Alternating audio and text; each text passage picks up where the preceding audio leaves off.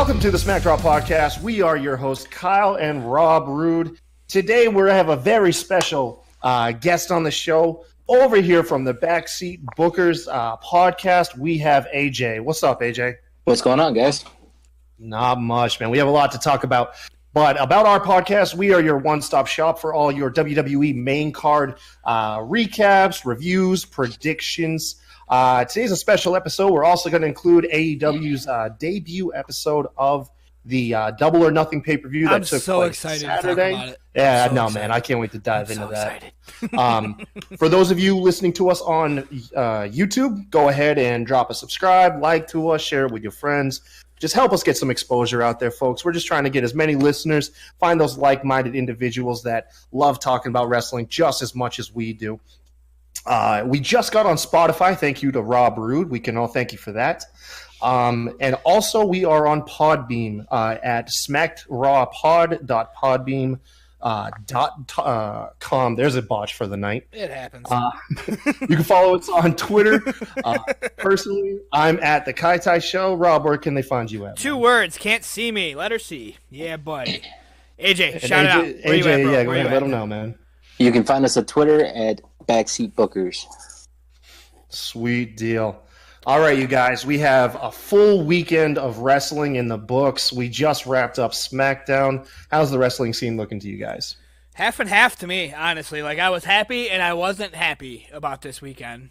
And we'll get into that as we roll down what cards we've seen, but it was half and half for me. All in all, I am happy over the weekend, but I was also unhappy for the first time since I've been back in wrestling. I'm riddled with excitement. You know, I mean, Raw was a bummer, brought us down a little bit. You know, we had big hopes for it, you know, following up AEW. But honestly, in hindsight now, how do you follow up Double or Nothing? And not to mention, you're trying to follow a debut pay-per-view with a weekly episode of television. So there's going to be – it's not an even matchup. But even then, yeah, criticism's there. But AJ, what's your take on overall the last 3 shows? I mean, coming out of Saturday night, I was stoked. Like, I had goosebumps through half of that show. God, no, yes. And going into Raw, like you said, it was lackluster. It didn't do anything for me. Then SmackDown, it kind of built it back up. I mean, SmackDown tends to be the better brand to me, but yeah, I enjoyed SmackDown at least. Yeah, likewise here, likewise. Yeah, I mean, Raw had a couple things working against it, and I think the most atrocious thing was the whole first hour with no wrestling. I thought that was a really, really odd choice for the bookers to make. Yes, and that right there, that's what I was talking about. Like, again, I'll keep saying it, guys. It'll be a while before I stop saying this. I'm still new getting back into the wrestling scene. Gotta remind us, Rob. So I have to remind you to say that it's been January, and this was the first time I was disappointed. I'm the guy that thought the Uchiha segment was amazing, and I'll defend that to the day I die. The Uchiha segment was great. It made me laugh, and I understand why people didn't like it, but it made me laugh. But this Raw was just, for the first time, I stared at my screen, and it honestly had nothing to do with AEW. I wasn't expecting anything better because AEW was so hot, but you came out the gate worse. Like, I honestly have it in my notes. Do you think Vince made it worse on purpose to show I don't care about AEW? Like, it was bad. And I also have it in my notes that it was so bad for 1 hour. At the 52-minute mark, we got our first AEW chant. And at the 53-minute mark, we got a "This is awful" chant. I pay attention to chants. I'm a chanting guy.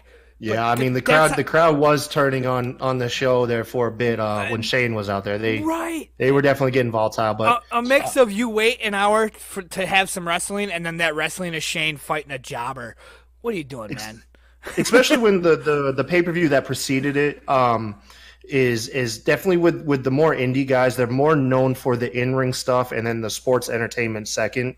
And so to go from that type of exposure to the complete opposite. I mean, it was a bad mix for wrestling fans of both. But let's go ahead and dive into Double or Nothing. We'll go ahead and give a rundown of the show and its winners. First up, we had the Casino Battle Royale. The first two matches were also available free on YouTube. I believe you can still go and watch them if you guys are fans of WWE. But all the chatter about AEW are getting you kind of interested. You can find two matches already loaded up on YouTube, and they both are great. The first one, once again, being the Casino Battle Royale. The winner receiving a number one contender match for the inaugural championship for AEW.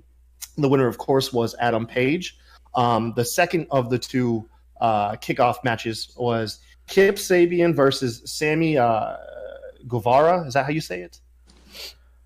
With Sabian winning the match full of huge spots. We'll go ahead and cut it right here. Anything out of these two matches stick out to you guys, really? I do want to say what sticks out to me is the fact that AEW botched. Like, I'm in no way criticizing. They botched it wasn't on their YouTube. Everybody had it up, and we were all tweeting about it. And then the feed did not hit their YouTube. So it took me like 20, 25 minutes of missing the action until finally somebody tweeted and said, hey, the TNT YouTube has it with a working feed. So I went over there, and sure enough, the TNT had the feed, and then my fucking power went out. I didn't get to watch it. I didn't even get to see it. It went out for just long enough for it came on like right away, but that was long enough for my internet to be cut out and have to reboot and this and that. Did you at least see the Kip Sabian and Sammy Guevara match? Yes. I mean, I seen like the very end of the Battle Royal, but that was really it. It was bad. I was disappointed. Sabian and Guevara, man, some really young-looking guys, and already coming across as very seasoned, both in the ring and with their characters. Man, it's exciting stuff to see well-developed workers being so young. AJ, you can chime in, bro. Just saying, I want to throw it out there. Yeah, man.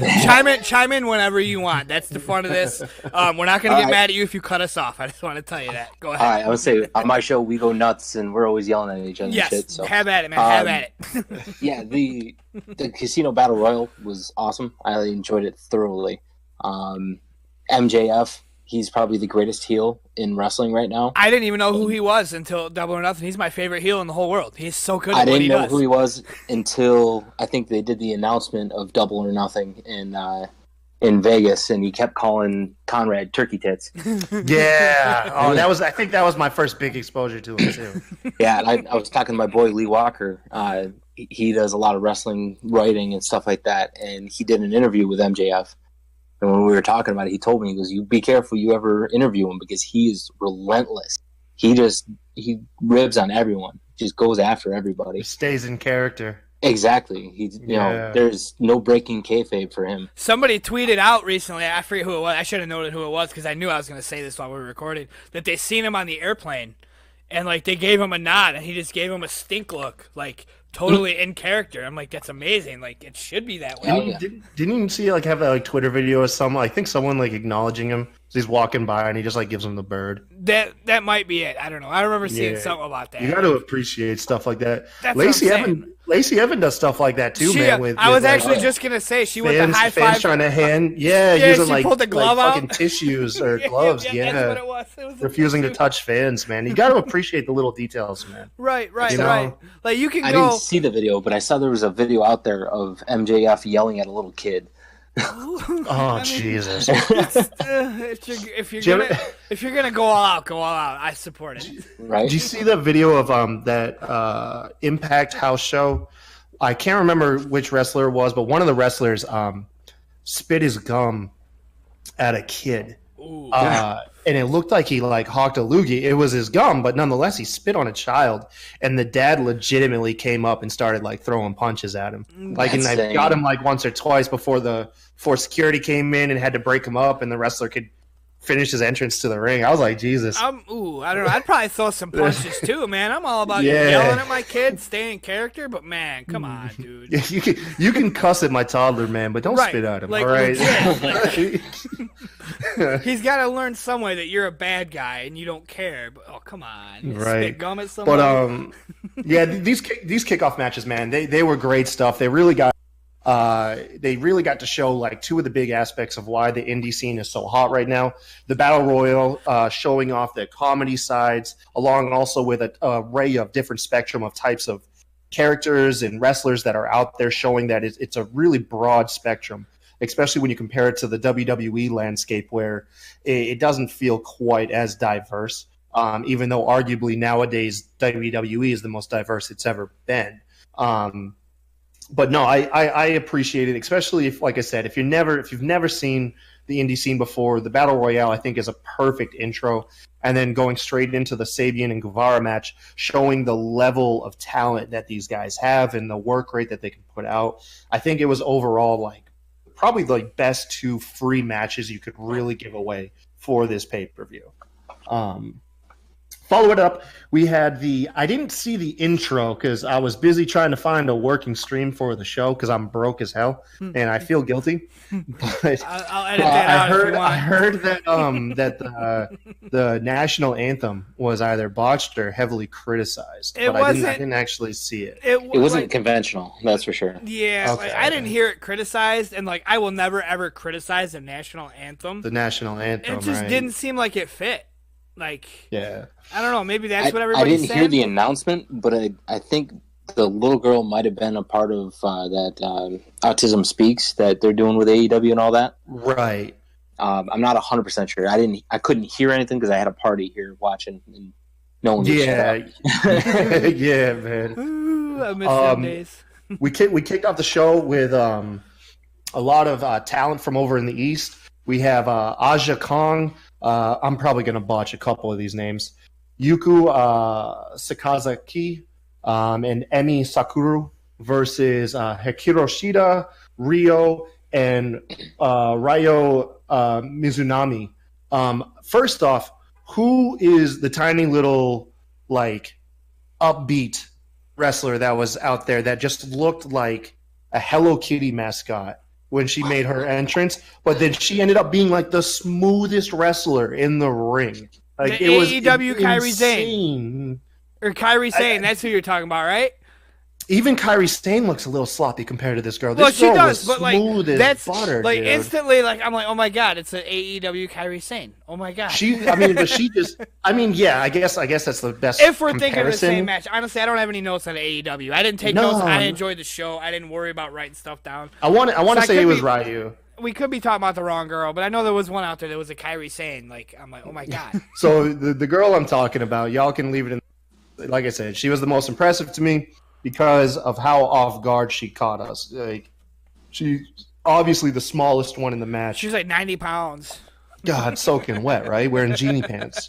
But no, she ended up being smooth, and everything she executed was perfect, is what I remembered. Anyways, it was the team of Shida, Ryo, and Mizunami that took away the victory that night. Think we lost. Oh, nope. We didn't lose no one yet.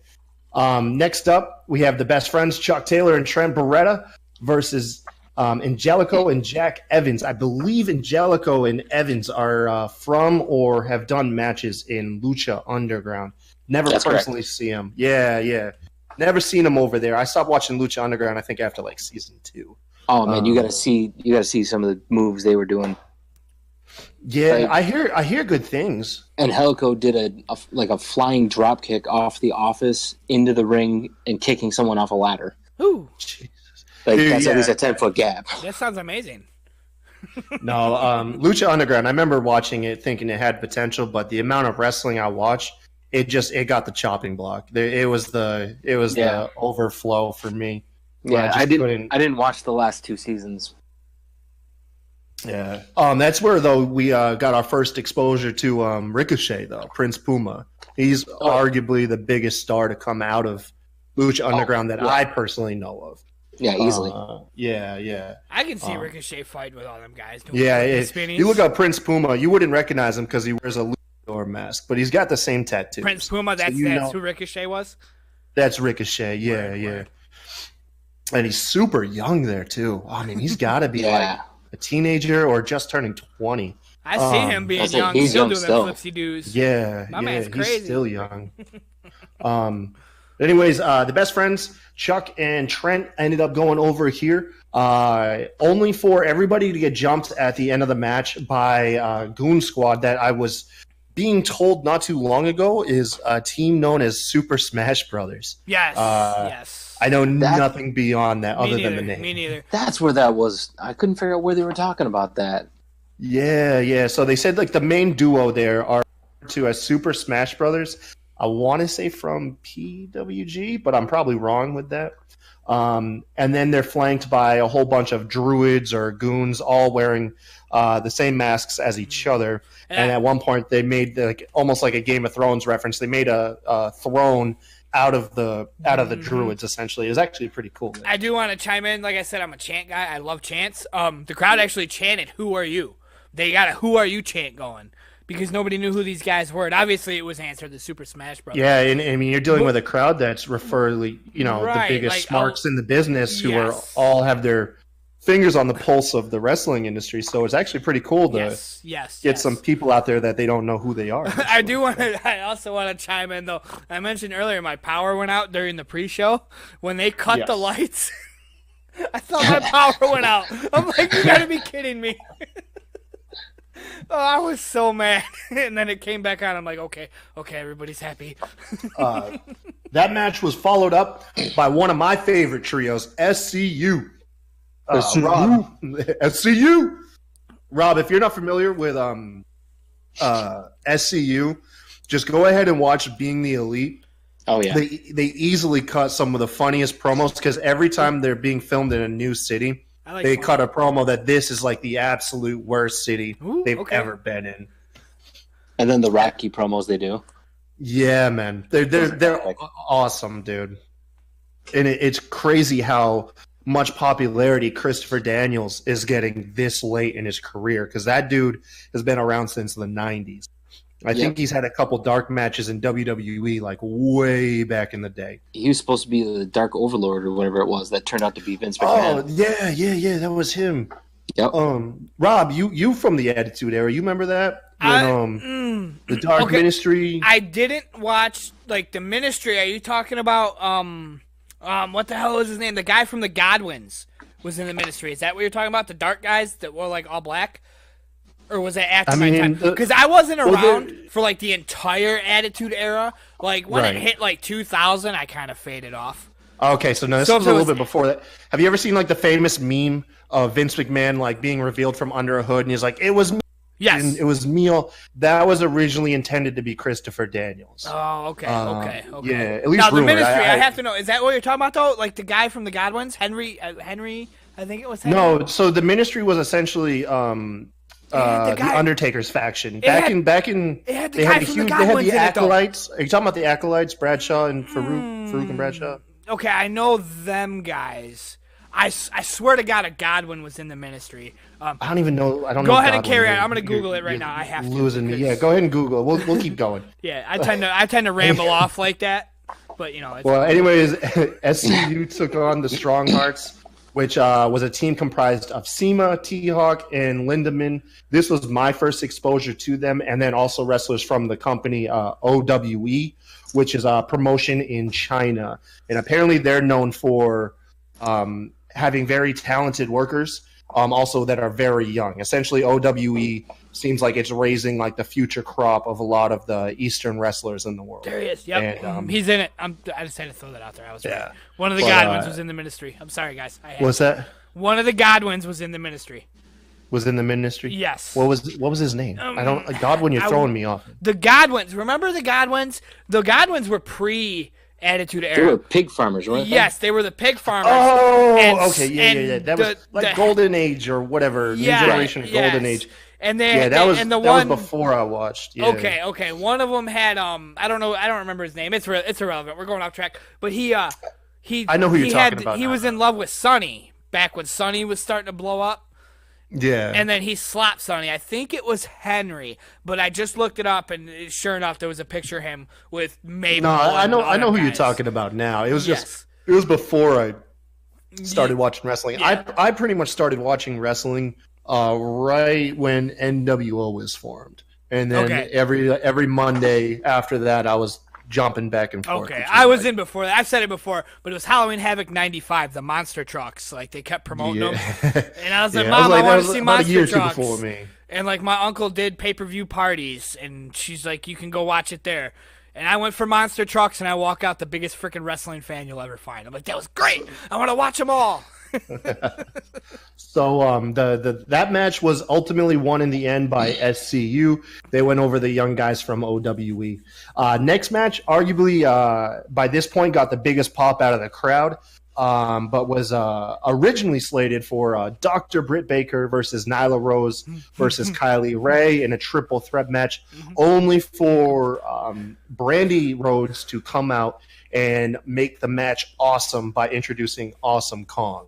And this got me, man. I'm not 100% familiar with Awesome Kong, but I've seen clips and I've seen enough of her to know that she's a big deal.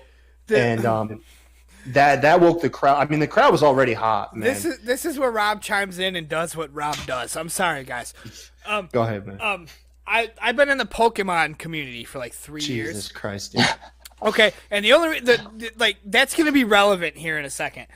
A friend from Please, the Pokemon, I want to see how you do this. A friend from the Pokemon community happens to also be a wrestling fan. And when I decided to join wrestling Twitter, I was like, hey, Southern Snorlax, I'm on wrestling Twitter now. He said, oh, sweet, because we talked about it here and there. I've said it a million times. I've talked to friends from the outside, whatever. And he said, okay, look, you're into wrestling now. You're in enough. You made the Twitter. Look up Kylie Ray. She wears Pokemon gear. She's bubbly, blah, blah, blah, blah, blah. And you know me, I'm a bubbly guy. I like the funnier side of life, whatever, blah, blah, blah. I never did. I never looked her up. When she came out and her bubbly personality, I was like, oh my God, this is my most favorite wrestler in the entire world. Like, I fell in love instantly. My friend told me to check this chick out a year Yes, ago. he actually called me out on it today on Twitter. He's like, I already told you about her. I'm like, I know. I'm sorry. Whatever. Anyway, I'm big on theme songs. Like, I have a theme song playlist on Spotify, and I was like, okay, I want to make an AEW playlist. So I decided to look up Kylie Ray, and I couldn't find her theme song. Finally, I did, and in the indies, she comes out to the Pokemon theme song. I'm like, this is my spirit animal right here. Oh, my God. Was it really the Pokemon theme song? It was the actual first-generation Pokemon theme song. Yeah, he's right, because I just heard it on StarCast while I was listening back to what I missed. Yes. And I'm like, why is she coming out to Pokemon? And now it makes sense. Yes. I had no idea, Yes, man. I tweeted it out, and I asked, is this actually, was it one-time thing? Because, like, when my buddy told me about her, he was like, yeah, she wears Pikachu gear and blah, blah, blah. He didn't tell me that she actually came out to the theme. So I tweeted it out, and I'm like, is this her thing? And everybody's like, yeah, she does it in the indies. She didn't do it at Double or Nothing, which it would have caught my attention instantly. Like, right. I'm sure because of licensing. Probably can't get away with it because due to copyright issues. Right. And, like, Nintendo's the type that, like, we're not about the money. Like, we're about family, wholesome reasoning to give you a license. Nah, Nintendo's also about not stealing their stuff. If you need to ask anybody, go to coolroms.com. They were facing a multi-million-dollar lawsuit. Yes. I'm saying, like if they... Like, if AEW were to say, hey, Nintendo, we have this bubbly wrestler that wants to use your theme song, I don't think Nintendo would be about it. They'd be like, we don't want your money. That's what I'm trying to say. I don't know. Like, it was tweeted to me, and it turned into a conversation. But anyway, she didn't come out to Pokemon tonight. Yes. So, oh my God. On that night. So, like, she won me over instantly just being so bubbly. But if she would have came out to the Pokemon theme song, like, oh my God, I don't know what would happen. Like, oh. Well, Awesome Kong was introduced to the match, which at that point I want to say got the loudest reaction from the crowd. Mm-hmm. Ultimately, the Fatal 4-Way, we'll dive back into it after everything, but was won, I believe, by Dr. Britt Baker, right? Yes. You'll confirm this? Yeah. Okay. Pinning Kylie Ray. She kicked Kylie Ray in the face and her bow fell off. Man, my heart was so broken. That kick was brutal. Why did your bow have to fall off? Come on, man. And then she went after her and, like, pawned her on Twitter. It's like, anybody seen her, bro? Oh, man, that's good. I didn't see that. I would have blocked her. So that match was followed up by, for me personally, the match of the night. Cody Rhodes versus Dustin Rhodes, aka Gold Dust. This match, we'll cover this one, or at least I know I will cover this one extensively after everything. But this one was the big one for me. Ultimately was won by Cody after a nice shot at Triple H of all people, destroying the throne. Shots fired. Not gonna lie, I liked the idea. The execution, though, was a little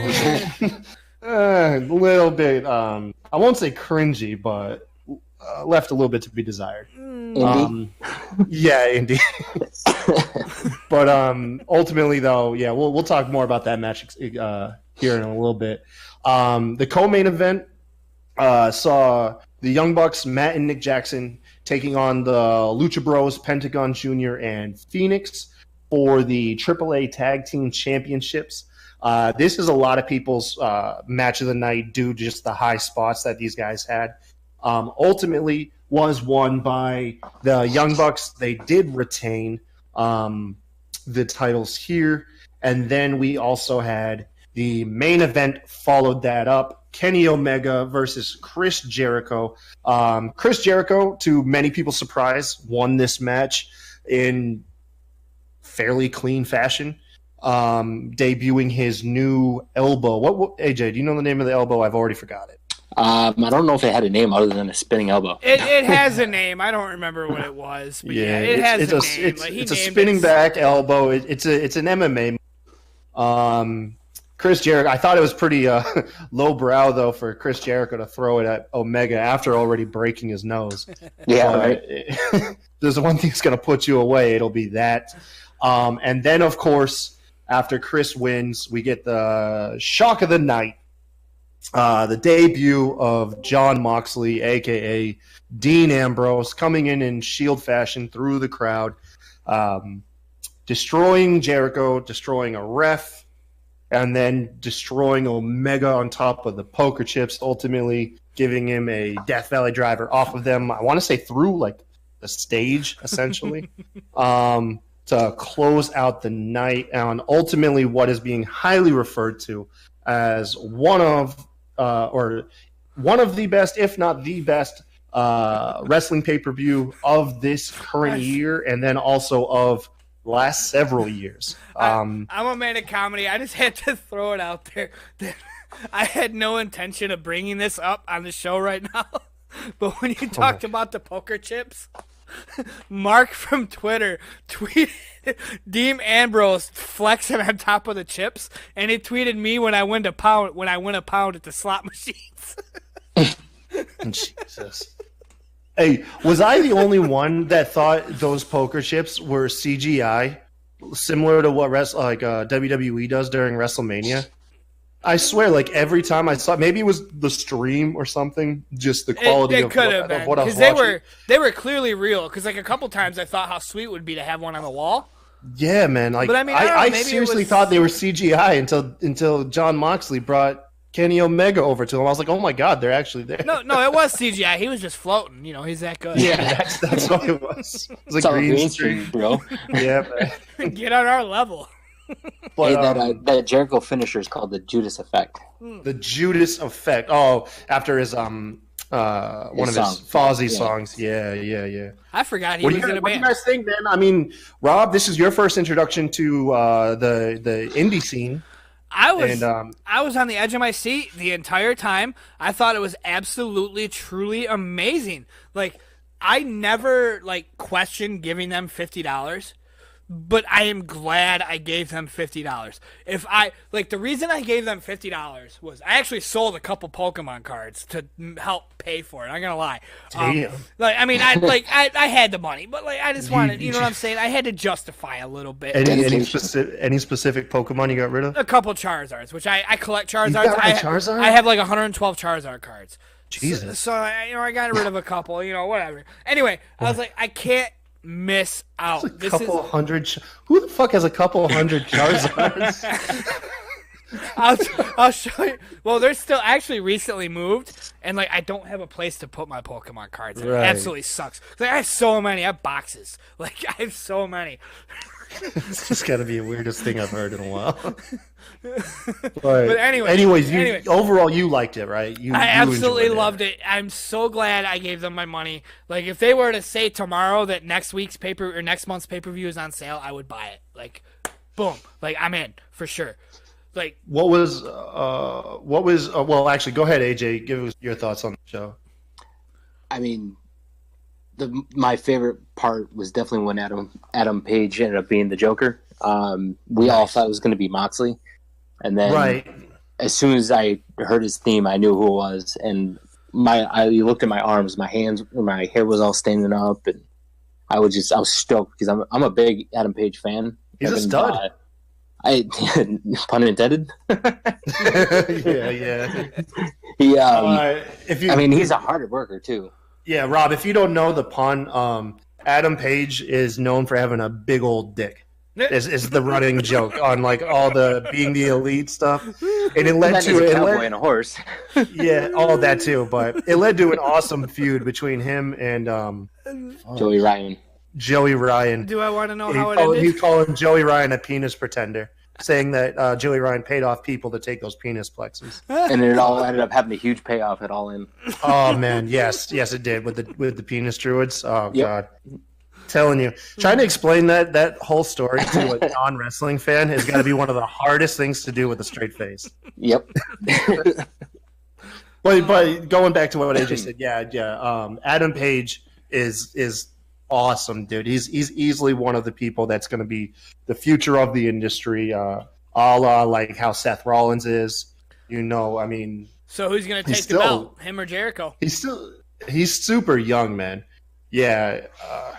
Well, here's the thing. When I found out Hangman was going to go on to the finals or whatever you want to call it, I looked at all. I had my co-host here, and I looked at him. I go, Jericho's winning against Kenny.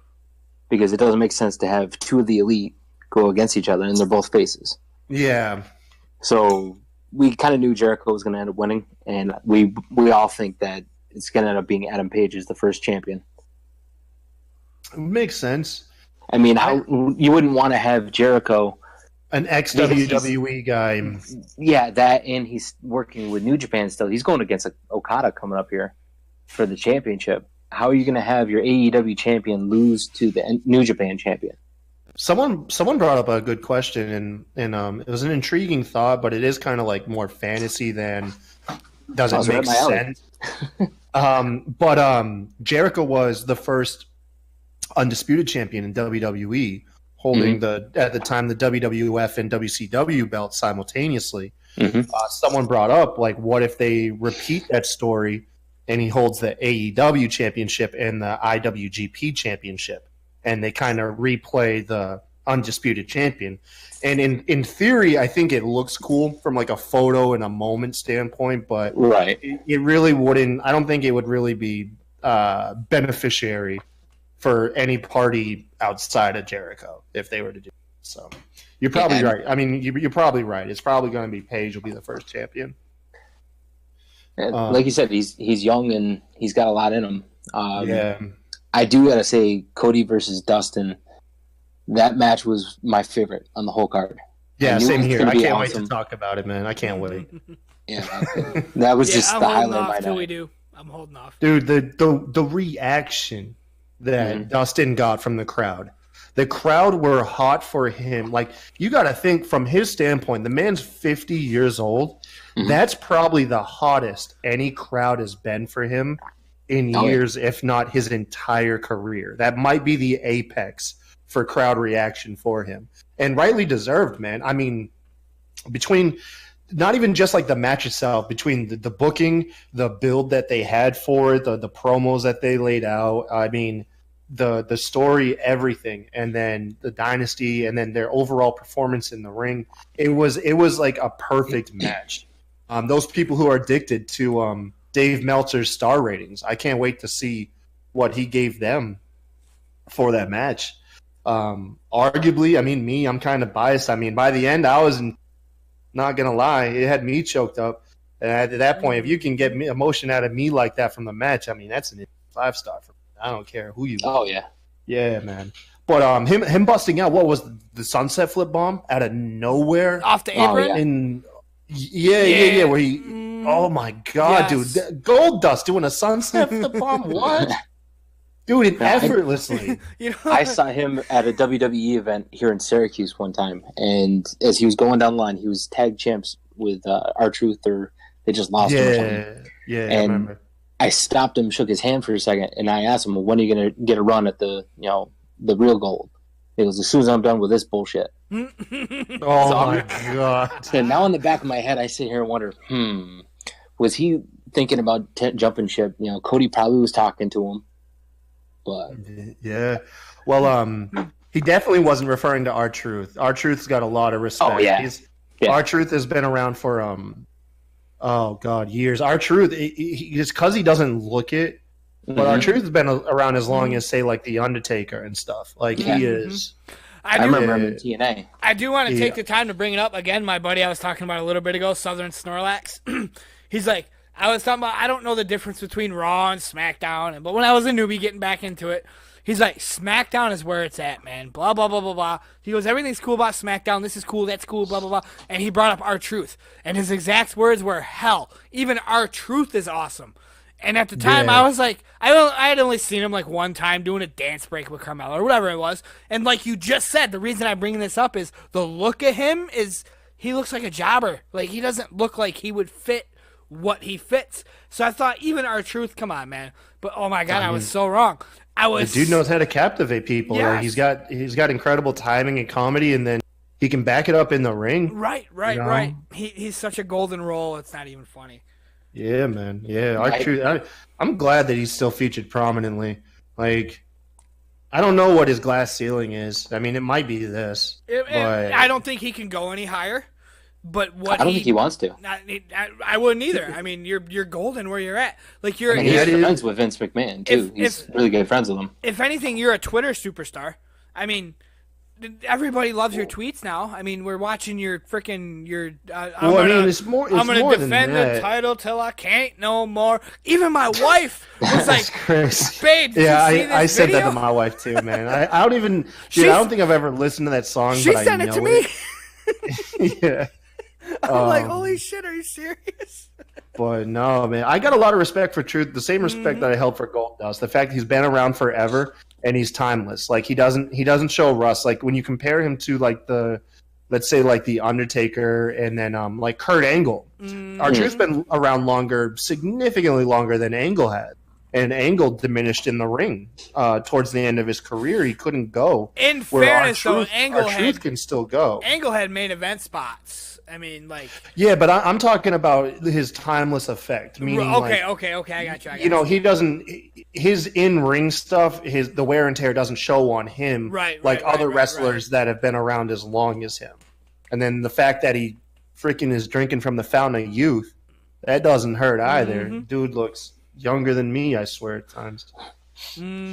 But yeah, man, the Cody match, Dustin Rhodes, man, that really got me on so many levels. And then I was happy to see the brother angle afterwards. Cody, that line, I don't need a friend, I don't need a partner, I need my older brother. It's like, man, how do you not like just be like, this is the best thing I've seen in freaking ages, man? And it beats what WWE was written in the last 10 years. I'm telling you. And Cody went to Vince or Creative about doing this match at a WrestleMania, and they were like, nah, man, no one's gonna buy that. Like they missed. We could do an entire show on the missed opportunity that they had with Cody Rhodes. Somebody tweeted out recently exactly what you're saying right now, but they said something about a botched ref spot. Do you know what they were talking about? Something about a during botched that spot match? with Cody. Like I don't know exactly what it was. Somebody said something about, because somebody said exactly what you just said.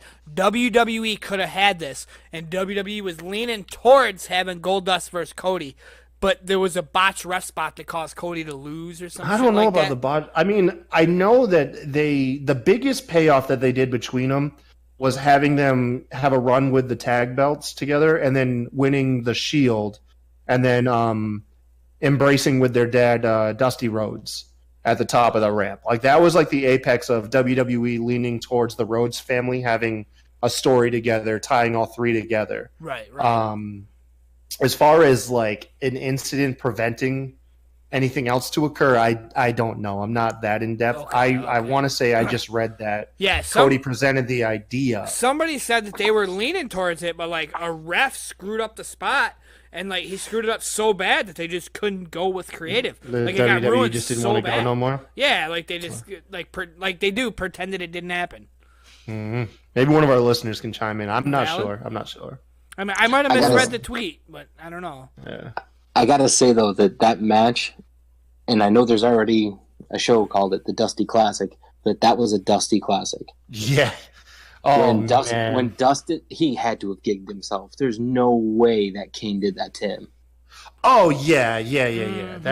That was self-inflicted. I mean, they did the whole classic like he's on the ring apron and then they used Brandy Rhodes being ejected to distract you from him. Yeah, and that gave him the time to do it. Because the spots that they referred to and the wound that he had, he would have started bleeding instantly. Mm-hmm. Like it would have been instant. If you guys ever watched, it would have took time. Like MMA or UFC. Oh yeah, a head wound when you're going going hard, it happens it happens instantly. Yeah. There's no delay. I do want to say I thought it was too much. Like I don't. Wait, I'm about to actually. That's the other polarizing thing. The criticism it received it was too much blood. I feel you like trying to do it, but like I even thought we actually talked about this in a few episodes ago that when Austin fought Bret Hart and Austin bled, I didn't like that. I thought that was too much, even for the Attitude Era. Like I thought that was too much, and people actually comparing it to. I think that was the perfect because that wasn't too bad because it didn't cover his whole face. Like that only covered about a quarter of his face. When you're looking at from him like forehead to jaw, and cheek to cheek, that blood only covered about a quarter of Austin's face. There are other times like if you watch John Cena's Last Man Standing match or I Quit match with JBL. That was like a massacre. Like Cena's entire head was caked in blood. If you get a chance, Rob, go ahead and Google that. That's the example of too much blood. And then Eddie Guerrero was the perfect example for. You brought that up last episode, and the next day you're like, "Hey, wrong. Look, somebody brought this up," and I said it last night. Yeah, that's a little too much. Like I thought it was too much, man. Artery, dude. When he I'm not the guy that's like ew blood. But I'm the guy that's like, man, like it's spraying everywhere and it's all over the mat and I think you can do it right, but I don't particularly like it. Like it just because someone's bleeding isn't going to elevate the match for me. If I was going to criticize, I mean, I don't know, like the blood, I'm not going to say like I disliked it, but I think because I was so invested in the story, whether he bled or not, I would have been into it. Right. I honestly, I think it was his age going as hard and as long as he did is what impressed me more than him persevering over the bleeding and the blood. But with that being said, I had no issue with it. Like I had no issue with the blood. It was just an aesthetic to help further the drama in the match. Valid. Yeah. What about you, AJ, man? What's your take on it? I mean, the blood didn't really bother me. I know some people that were at my party, they were, oh my God, he's going to die, but I'm like, no, I don't think you're going to die from that. His old ass go pass out. I mean, I'm sure he did the old fashioned take a, aspirin, ibuprofen, and a shot of whiskey. Although I don't know, he might not do that though. I know he's. I could see aspirin. Clean. Yeah, I wouldn't think drinking, but I wouldn't be surprised to take an aspirin, knowing that you're gonna bleed. Yeah, I almost wonder if he didn't think he was gonna bleed that much. Yeah, I mean, it was a lot. I'll say that it was a lot. It's hard to how much it was because of the red face paint, but judging by Cody Rhodes, how much blood got on him. He did the old Ric Flair thing where you bleed and his hair goes from purple to blonde to pink. Gotta love that, dude. I'm not much for the blonde hair until there's blood in it, and then I'm like, yeah, it's. Anyways, I can't really add much more to that match. But without talking in circles. Okay, so the format we were trying to do, talk about the match and come back to it. I've been holding it. I'm just gonna throw it out there. a part of me, a couple times, I thought Goldust was gonna win, and I was on the edge of my seat. Me too, man. Yeah, because we've talked about it before. I'm the biggest Attitude Era guy you'll find. Dude, I still have my original crossroad. DX shirt, and I wear it. It's so ragged. I still wear it. I wanted him to win simply because You can get a new one, right? but they're stupid. They're a reprint. The Sucket is smaller. The DX is smaller. It's not the original. The cheapest original on eBay is $45. I'm sorry I can't spend $45. So you're saying DX is suffering from shrinkage? Yeah. I mean, if that's That's a DX joke too, right there, man. There's so many Exactly. layers to that joke. That's valid. I actually said that last episode. My most favorite thing in wrestling ever is Degeneration X. Oh, no doubt. The new shirt is too much of a reprint. If it was at least like the same size, okay. Yeah.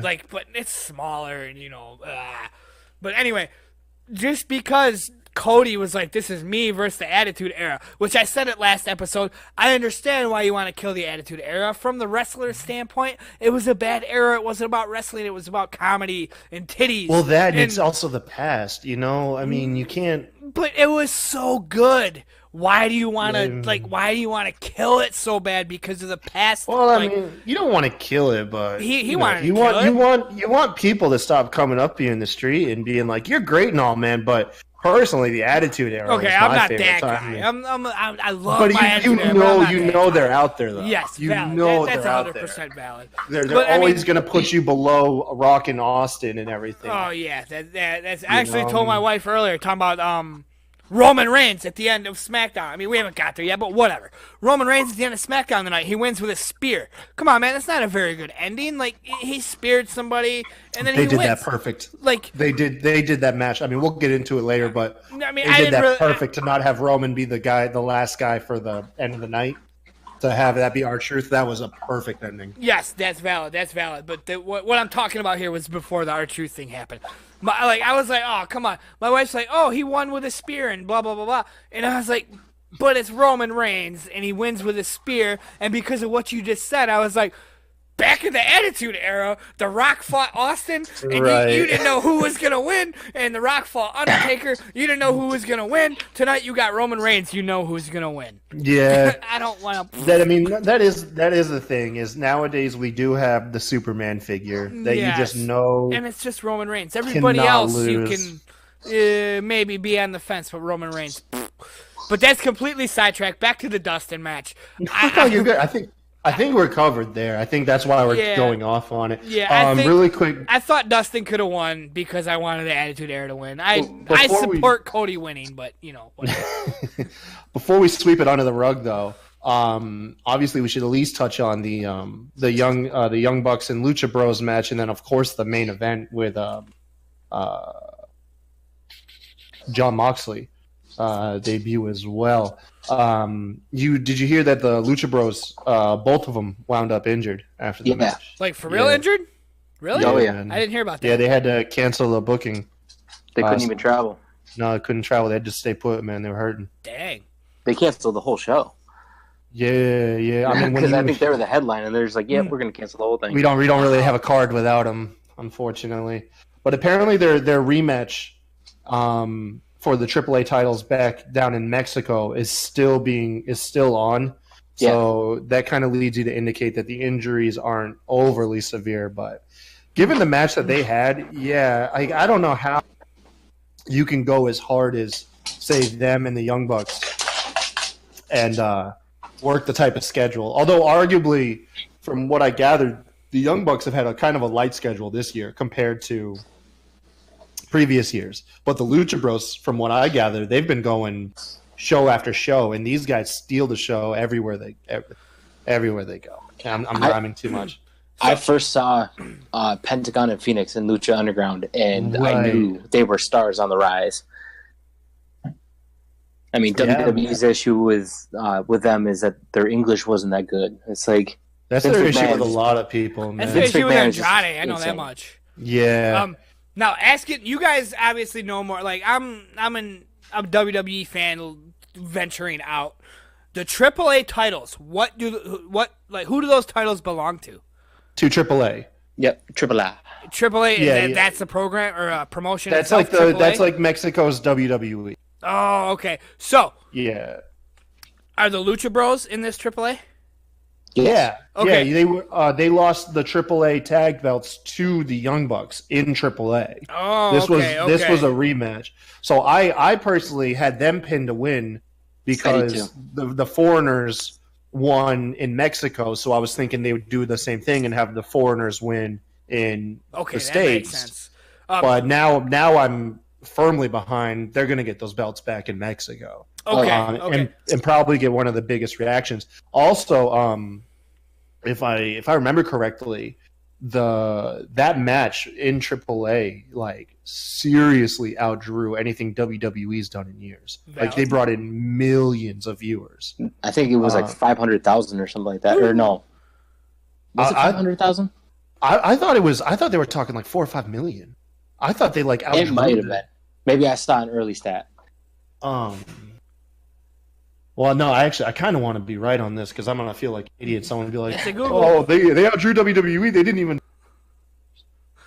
Well, I do know. I listen to a lot of different podcasts, and I listen to Keeping It 100 with Conan. Yeah, and he's one of the main bookers for AAA, and he said how the crowd didn't know who the Young Bucks were when they showed up. They knew who the Young Bucks were when they won. Yeah. And now they didn't know because they didn't react that well. No, because they had no idea because they don't watch American wrestling that often. They scored a 5.4 million viewers. There it is. Ooh. Jeez, that's double a lot anything. Of freaking viewers. That's like it'd take WWE like 6 weeks to get 5.4 million viewers. Like when you compare that to WWE, I believe that just refers to millions. WWE hasn't put up numbers like that since what looks like the Raw after WrestleMania 31. So you're talking 4 years since WWE's been able to put up numbers like that. Yeah, so they outdrew anything WWE done in almost half a decade. Wow. For that match alone. I see why though. Going back to me being the new guy, just AEW as a whole was a new experience for me. And if that's what indie wrestling's about, like wow, I tip my hat to you. Like it's the work rate. I mean, now you can go into why they are so much better in the ring, and I think one of the biggest arguments for like why the WWE isn't like that is mainly because WWE wrestlers are working over 200 nights a year. That's valid. Where a lot of these guys, yes, that's valid. That brings me to what I was about to say. Was like AEW was good, but was that because okay, guys, this is our first pay-per-view. You got to go out and give it 2,000% tonight. But like next pay-per-view, it's not going to be 2,000%. Well, from what I watch, I mean that seems to be the norm.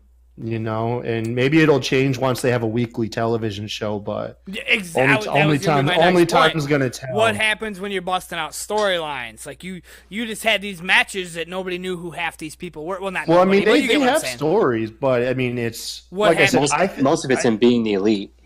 Yeah, that's true. Yeah, most of the stories are carried through their YouTube channel. Right. Which is something I wanted it to be a surprise, so I didn't really look at any of that. Being the Elite's an awesome concept, by the way. I mean, it's very original. To pull back the curtain just enough for the fans who want like that extra like inside view, but then also keep it kayfabe enough to carry stories on. Right. It's a very nice tightrope. I mean, hell, they've murdered like 3 people on the show. Yeah, they killed Adam Cole on the show. Really? Yeah, they poisoned his Monster Energy drink and killed him. Yeah. And then it was great when I was actually in Brooklyn when he showed up. I was at that show. And later I watched Being the Elite and how see their reaction. Out. Oh yeah, God, it was so good. Possible? Yeah, they killed Masa. Fat ass Masa. Who else did they kill? Those are the only two. Referee, didn't they?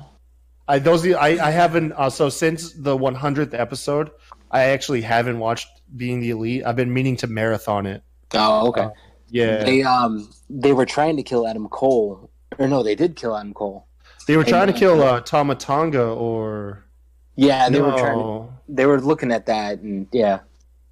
Yeah. But it didn't affect him or something like that. No, oh wait, no. Was it? I think they tried to put a hit on Cody or Kenny, one of the two.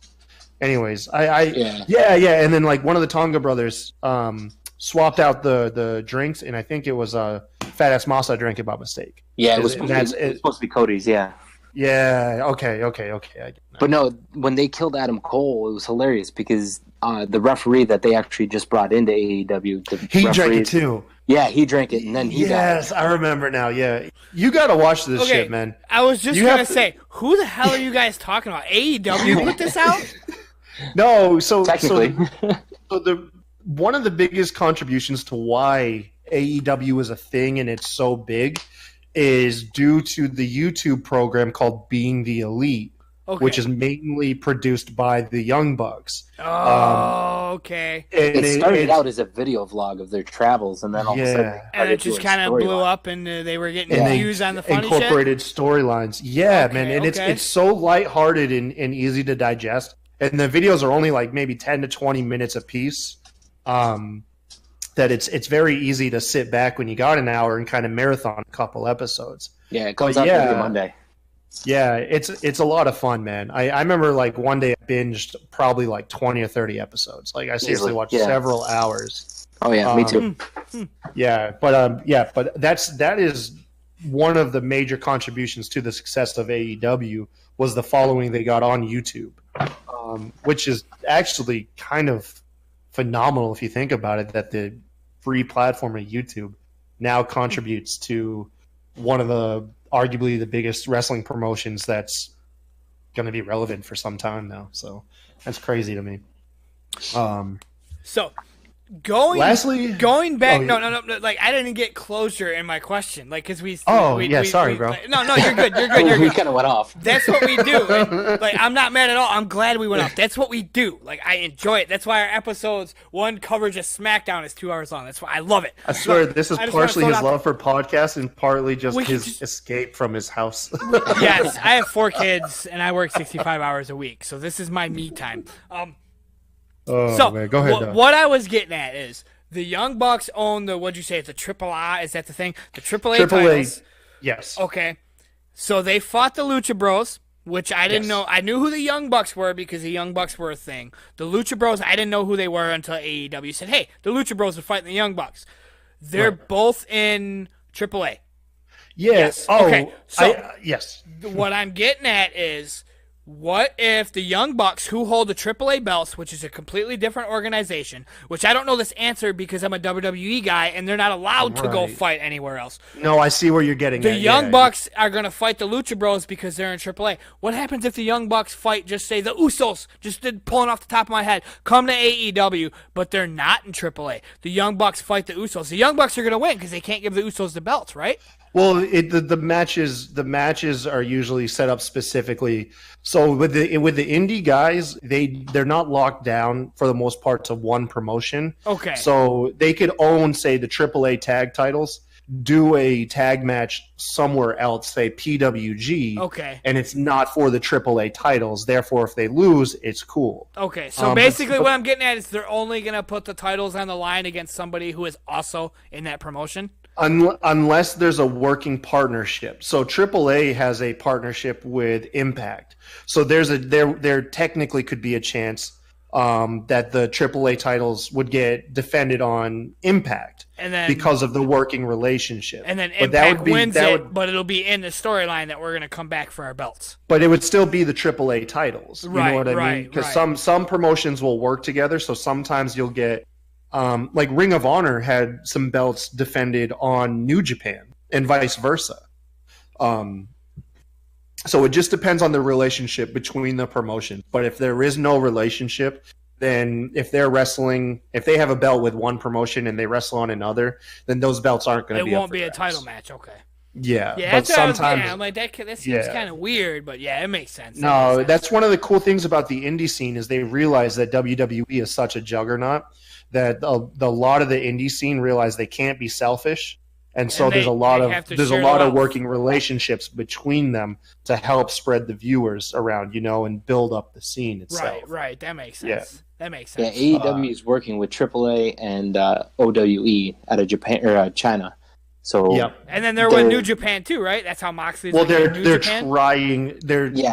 That's rumored. Only way that's going to happen is depending on how bad New Japan wants Kenny back, because Kenny became the biggest gaijin or foreign wrestler on their program, and he's arguably the biggest Western star that they had.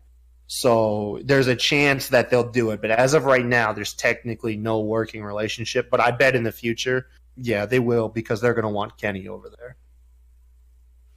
Okay, while we're off topic, I also wanted to ask you guys. I already forgot his damn name. I've said it many times here. I have a bad memory. The guy who won the Battle Royal. What's his name? Yeah. Who is it? Adam Page. Him. He was supposed to fight this Pac guy, and it was a big deal, and it didn't happen. Yeah, Who is this Pac guy?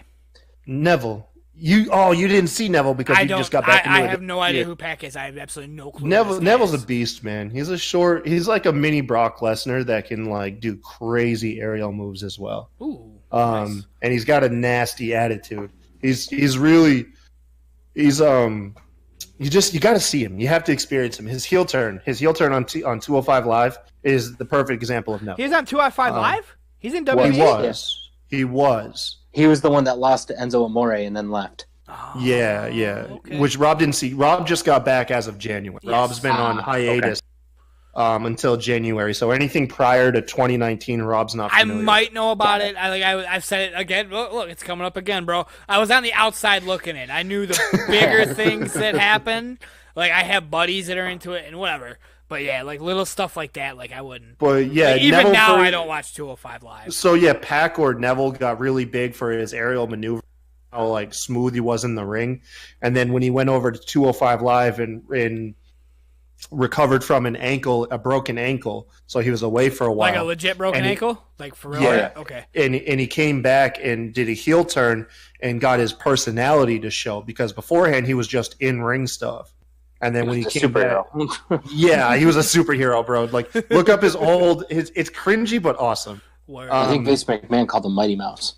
Oh Jesus! Yeah, I can imagine. But anyways, he was already big for his in-ring stuff, and then when his heel turn came, people realized like this dude's got an awesome personality. Like he's such like a Geordie dude. He's so good, and yeah, he's a total package.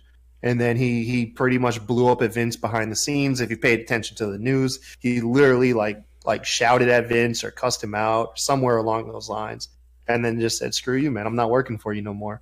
And he sat out for like a year before WWE was able to release him. And then yeah, he's been killing it on the indies. It's crazy to think though, like what happened? Like the word is that he like creative differences or whatever. I don't know. With all the heat you got going on behind the scenes, I'm hoping it's a work, man. I'm hoping it's just a way to further his debut. Maybe I think it is, because he's listed for that Fyter Fest. Yeah, he's in a 6-man. I can't remember who it is. It might be Cody and the Young Bucks and Pac and the Lucha Bros. I think that sounds about right. I heard of something. I read something about that. Yeah, but I think it is a work. I think he just had like visa issues, honestly. Yeah, I hope so, man, because like that would be really unfortunate. Not for just the company, but for like Pac was painted as like just this guy who was tired of the WWE system and just said, "Screw you guys." And then if it was the same case that he said, "Screw you to AWE," I don't think it would paint a good light on him. At that point, he would just seem like he's difficult to work with. Yeah, so. I had to ask, because again, like I don't know the indie scene, and like the way it was talked about was that they lost like a lot of their air losing this match. Like they lost their biggest match of the night. But obviously they didn't. Right. Which I can only wonder, no disrespect to him, right? But I can only wonder if people said that was the biggest match of the night, and this show is absolutely amazing to a guy that knows nothing about anybody. Like, oh I man, think it was how the much first more would big he match have brought? announced. Is what it was. I think it was that very well the first really hyped match that they announced. Well, anyways, guys, we're really diving into AEW here, and we still got 2 more shows to cover. It's so good. Let's go ahead. I think we've said everything we can really say. Let's go ahead and cover Kenny and Chris really quick. Let's not ignore. Obviously, Jon Moxley was the biggest thing of the night for a lot of people. Kenny's match with Chris, I think, is as good as you could have got it. Kenny, Rob, like I said, you got to take your time and watch Kenny Omega versus Naito for the main event of Wrestle Kingdom, and then watch any of Kenny Omega versus Okada of their trilogy. And you'll see like what Kenny can do when given 100%, when he can just go 100 in the ring and have somebody that can give it back to him. It is insane. I've never seen anything like it. And to this day, I haven't either. As far as like pacing, stamina, high spots, the combination, I've never seen anything like those matches. But I think you got like the best in-ring match that you could have between Kenny and Chris Jericho. It was amazing. Hey, AJ, you upset that when Chris got the camera, he didn't flip Kenny off? I really wanted to see that again. As soon as I saw the camera guy near him, I knew he was grabbing that video camera. Yeah. But no, there was a lot of birds in this whole pay-per-view. That's for sure. Yeah. It's true. There was a spot Chris Jericho had in his match against Naito where he grabbed the camera and put the camera on Naito, similar to what The Rock did with Stone Cold. But there's this hilarious gif of Chris Jericho while he's recording Naito, like holds out his hand and flips him the bird, like on camera. Oh, it's perfect stuff, dude. It's one of the most hilarious things I've ever seen. That's what I thought was going to happen. But no, man, the match was awesome. They had cool table spots. It was just an all around good match, as great of a working match you can get out of Jericho. But what did y'all think of Ambrose / Moxley? Did you guys really know he was going to be that well received? Okay, this is. Earlier I was talking about I sold Pokemon cards to spend $50 on this pay-per-view. You find a way to bring everything back to Pokemon. I love my Pokemon. I will like Sword and Shield are coming out, and it's absolutely amazing. And I'm excited for that too. Competitive Pokemon like TCG. I build competitive decks. Anyway, I keep bringing it up because it's a big deal. I sold my Charizards. I'm just saying that. Like anybody on my Pokemon side knows I love my Charizards. Anyway. Jon Moxley is the reason that I paid $50. The whole pay-per-view, I didn't want to be left out. People were going to be tweeting it, and I was going to be like, man, and I'm not the type, I can't stream something. I'm a paranoid motherfucker, okay? Plain and simple. I'd be like, the FBI is watching my feed right now, and they see the packets, and they see I'm stealing wrestling. It's not me. I can't do it. No offense to anybody who does out there. I can't do it. It's not me, so I paid it legit. But I didn't want to be left out. I didn't want to see people tweeting so-and-so fought so-and-so, and Kylie Ray came out and she beat, oh my God, it's Awesome Kong here, which that's another thing. I didn't know who Awesome Kong was. Now I do. And I'm so glad that I know who Awesome Kong is because she was such a big deal. I seen the crowd reception. I'm so glad I paid my $50. But the biggest thing was I didn't know who Jon Moxley was. I know him as Dean Ambrose. I've said it a couple times recording tonight. I'm a WWE guy. I haven't ventured out. I didn't know who Jon Moxley was. I didn't know him as his indie persona. But like I only know him as Dean Ambrose. Seeing how much Twitter popped on that video, I was like, this guy's a big deal. I can't not be part of him popping. And the reason I rambled off into his pop and how I spent money and blah, blah, blah, is I started dozing off at the end. Like, I mean, like, my alarm goes off at 3 o'clock in the morning. So it's like, I started dozing off. But when he came on the screen, I stood up. And I was like, yes! And I didn't even know who the guy was. And I fucking popped for him. I'm like, oh my God, this guy's amazing. And I didn't see him in the crowd. I'm like, I don't even know who I'm popping for, but I'm so glad I'm part of this moment. So that's my contribution to the podcast. I didn't even know who the guy was, and I marked out.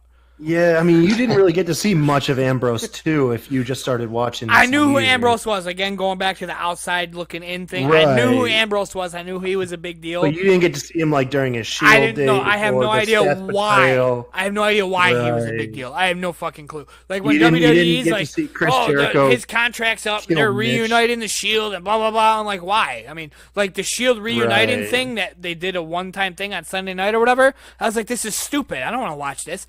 But if I knew what the Shield was about, I would have been into it. Yeah, but they being an milked outsider, I'm like, Shield too. What is this? This is not that cool. I mean, it is what it is. It's not terrible, but it's not worth the build-up that they gave it. But if I was watching, then it would have been worth the build-up. Right. I mean, it has to be if this guy's getting a pop like from me that I don't even know who the fuck he is, and all of a sudden here's Jon Moxley, and I'm like, oh yeah, woo, Jon Moxley. I don't know, man. Well, I'll say this, like seeing him, like knowing him solely as Dean Ambrose and watching him from the Shield days, dealing with the betrayal of Seth Rollins, and then having Chris Jericho kill his houseplant Mitch, all the way up to Jericho killed a plant, like an actual plant. We'll dive into that another time, all right, bro? Oh, Mitch. YouTube me that, bro. YouTube me that. I want to see it. I will. But yeah, no. Seeing just solely the Dean Ambrose run from the Shield to what we got, I was always concerned that he was going to be like a C or B player, kind of similar to his role in WWE, even though big title. Like he was never perceived as like the main guy, but given the reaction and then also given the freedom in just the couple promos and video packages that he's gotten so far, within just we're not even through May, so he's only been away from WWE for a month, and just seeing like him actually being able to reach his potential is quite awesome. Like it's quite astounding. Man. And I'm not gonna lie. You can see how happy he was that he was broken free and he was where he But not only that, like the character that's inside of him. You could like seeing like his character on WWE, like just you really didn't see like how much was there. You know what I mean? Because he could have just been a pissed off guy, but you could have been resulted with another Damian Sandow, with a dude who was pissed off at WWE. They didn't use him correctly, but the crowd loved him. And then the second he got on the indie circuit, he ended up being a flop. There was no real creative character there. But Dean or Moxley is the opposite. This dude's a stud. Like he's a star, man. AJ, I think we lost. I think we lost. Okay, I don't think we back. lost him. I think we just started rambling and he just hung out, waited his AJ turn. just ditched us. Oh. Wait, AJ, did we lose him? Jesus, this is rough. Well, anyways, Moxley seems like a star, dude, and he blew me away. I had no stuff in him, and I'm super stoked, just like everybody else is. I mean, I saw him in WWE, and I wasn't a huge fan of him at all. I thought he was bland. Mm-hmm.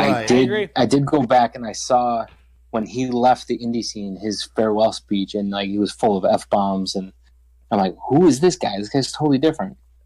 As soon as I saw that promo where everyone was starting to speculate he was going to AEW, I said, I know exactly who I want to see him go against, and it's actually going to happen. I want to see him against Joey Janela. Yeah, Deathmatch Kings. Those two are going to beat the hell out of each other. Not even to mention Jimmy Havoc.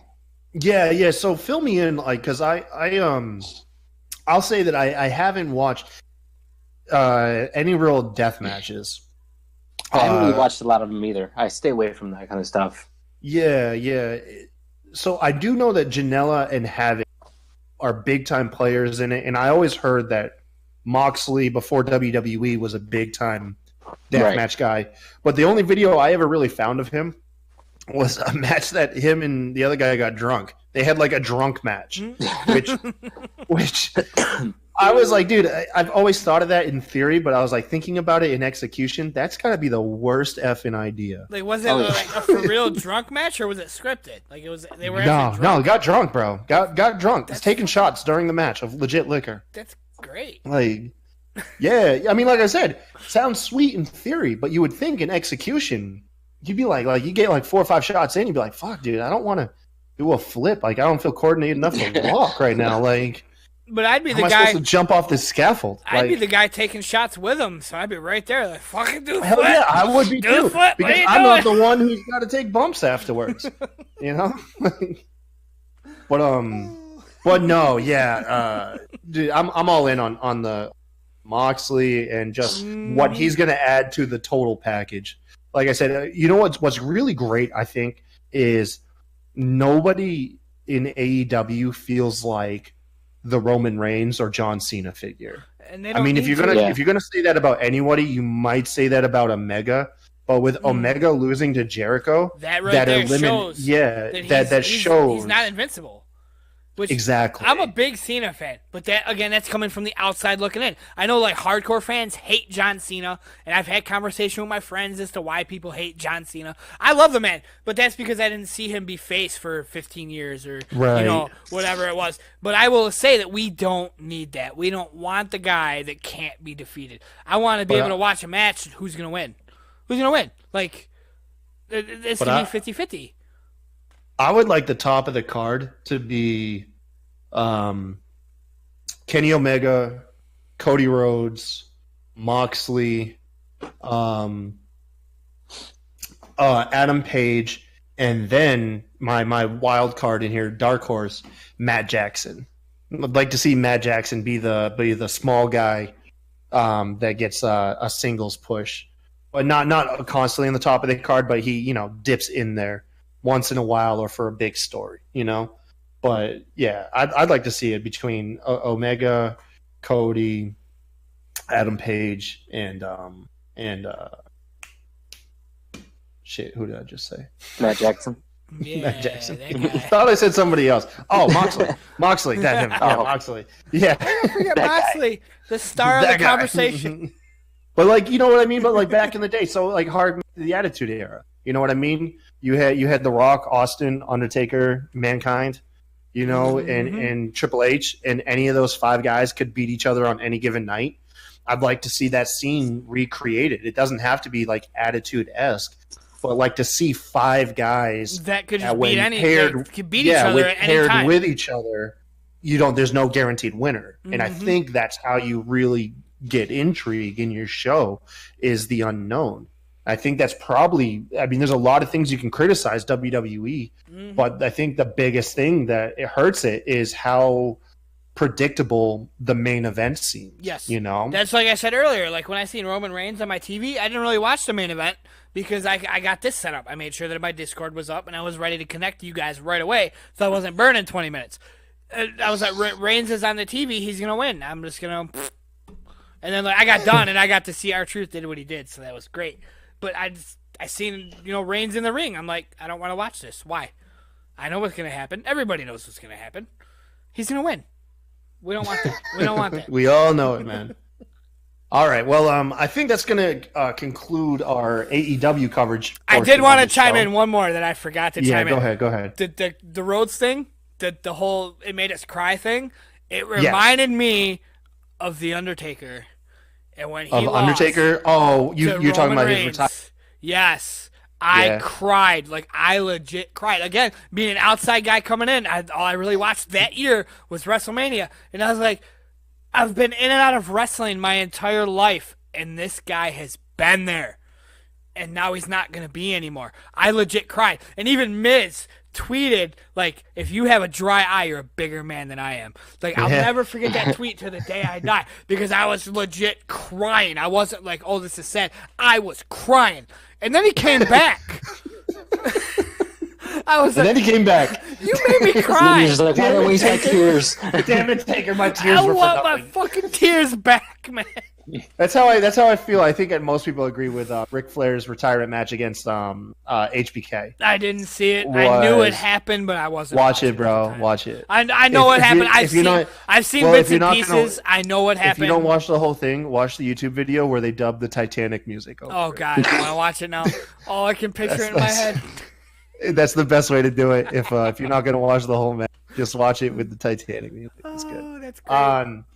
AJ, Rob brought it up, so we'll go ahead. We'll dive into our offbeat question before we jump into Raw. What's your favorite Taker match or Undertaker WrestleMania match? Oh man, shit. There's so many. Giant Gonzalez. Oh God, no. If you say chloroform is the best way to end a match. That's the last one I might. If you say Taker versus Michaels, you're blocked. Just saying. I'm actually thinking Taker versus Lesnar. Taker versus Lesnar? It might not have been a great match, but it's probably the most memorable Taker match I can think of. Memorable, yeah. Yeah, absolutely. Sucked the wind out of like 100,000 people. Oh, like I know it. An entire world of people just stopped what they were doing. Yep. Yeah, man. I know what my favorite would be. What's Taker that? versus CM Punk. CM Punk, really? I don't like CM Punk, but that match was awesome. I'm going to call timeout, guys. I'll be right back. Keep going. You're going to be right back. Well, AJ and I will continue the conversation. I think me personally, it was the end of an era match with Taker and Triple H in a Hell in a Cell with Shawn Michaels as the special guest referee. Mm-hmm. Like, I think that one was it for me. That was a good one. I dipped out of wrestling. Yeah. All of his Hell in a Cell matches were good.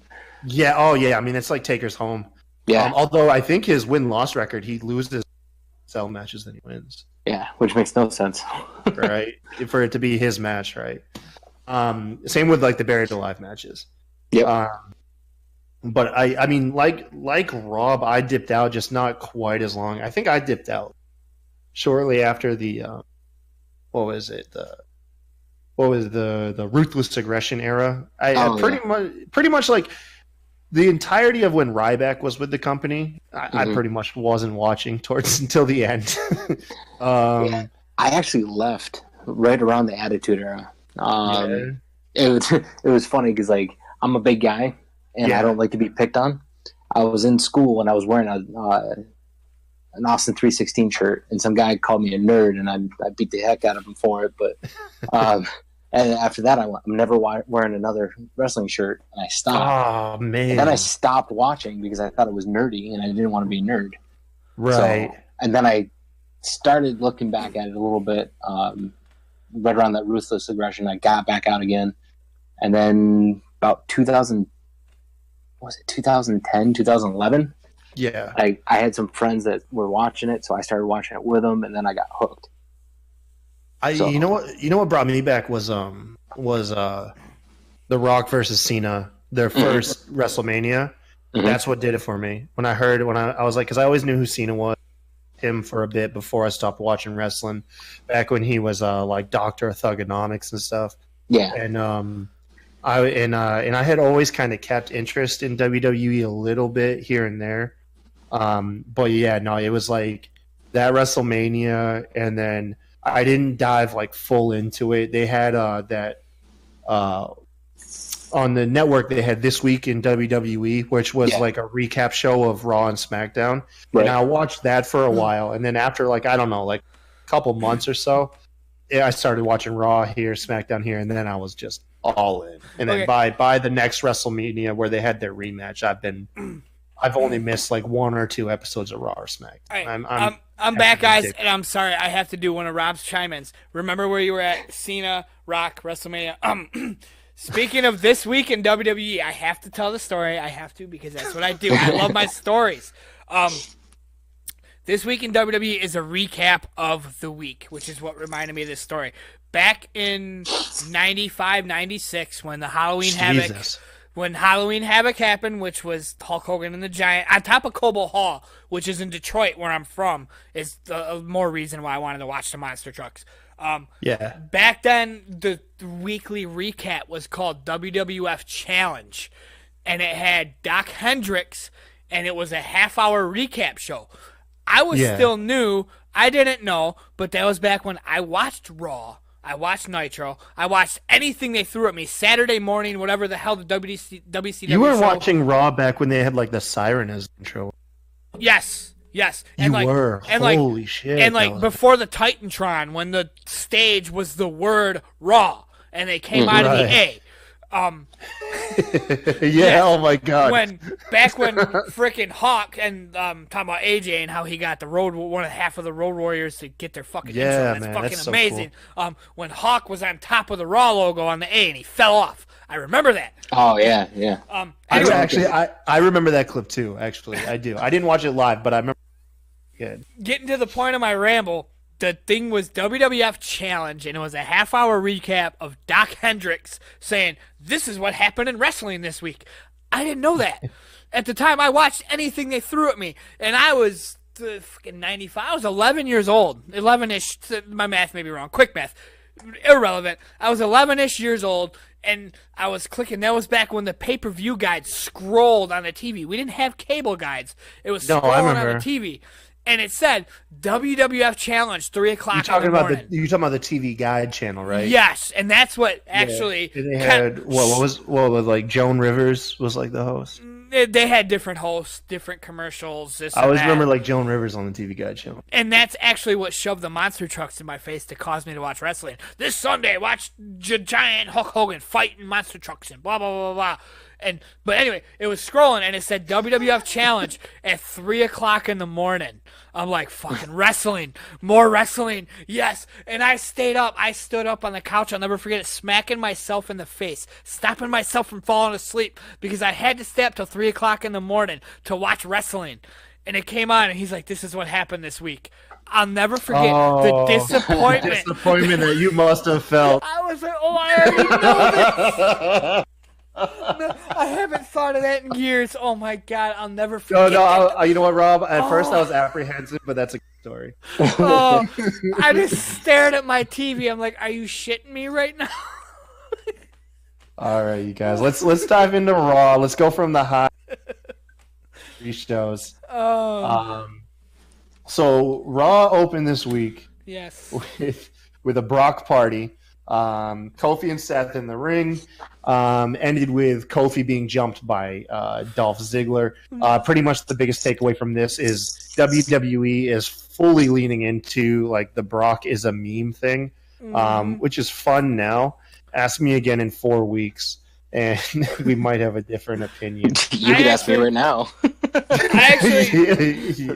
I actually have it in my notes to say something here that's relevant but irrelevant to what we're talking about. Yeah. I'm gonna leave it alone because Seth Rollins, man. Seth Rollins, redesign, rebuild, reclaim. It's his original intro, and Vince didn't use it. It's so much better. We ended up with that song minus the lyrics. If you guys are listening, go to Spotify, go to YouTube, go to Apple Music, go to iTunes, wherever you get your music taste, redesign, rebuild, reclaim by Downstate. There we go, condensed version. Okay. So the first match of the night kicked off an hour in, and we'll touch on that some more. But it was Shane McMahon against Lance Anoa'i, Roman Reigns' quote-unquote cousin. I didn't do the research, but one of my Cultaholic boys, they said they couldn't find him in the family tree. But whatever. Shane beat him via submission. Also, Drew beat the piss out of him before the match. I think the biggest letdown in this is Lance's cousin, Roman Reigns. He let him get beat down for like 15 minutes before he was like, "Oh yeah, let me save my family. Let me just run out here and just there's my cousin about to get his ass whipped by Shane. Just it's like do nothing about it." Yeah, that didn't quite make sense, Roman. You seem like a shouldn't have. To shine a little light on Lance, his father was Samu. Samu, okay. Yeah, and so he's a legit on Hawaii. They didn't just grab some Hawaiian dude and be like, "Hey, we need you to pretend that you're part of." I heard Shane talking about that stuff, and again, I've said it a million times. I don't know a lot about the history other than the Attitude Era, blah blah blah. I heard Shane talking about what he was talking about, so that was like he didn't just pull that out of his ass. Like that was actually the guy he was talking about.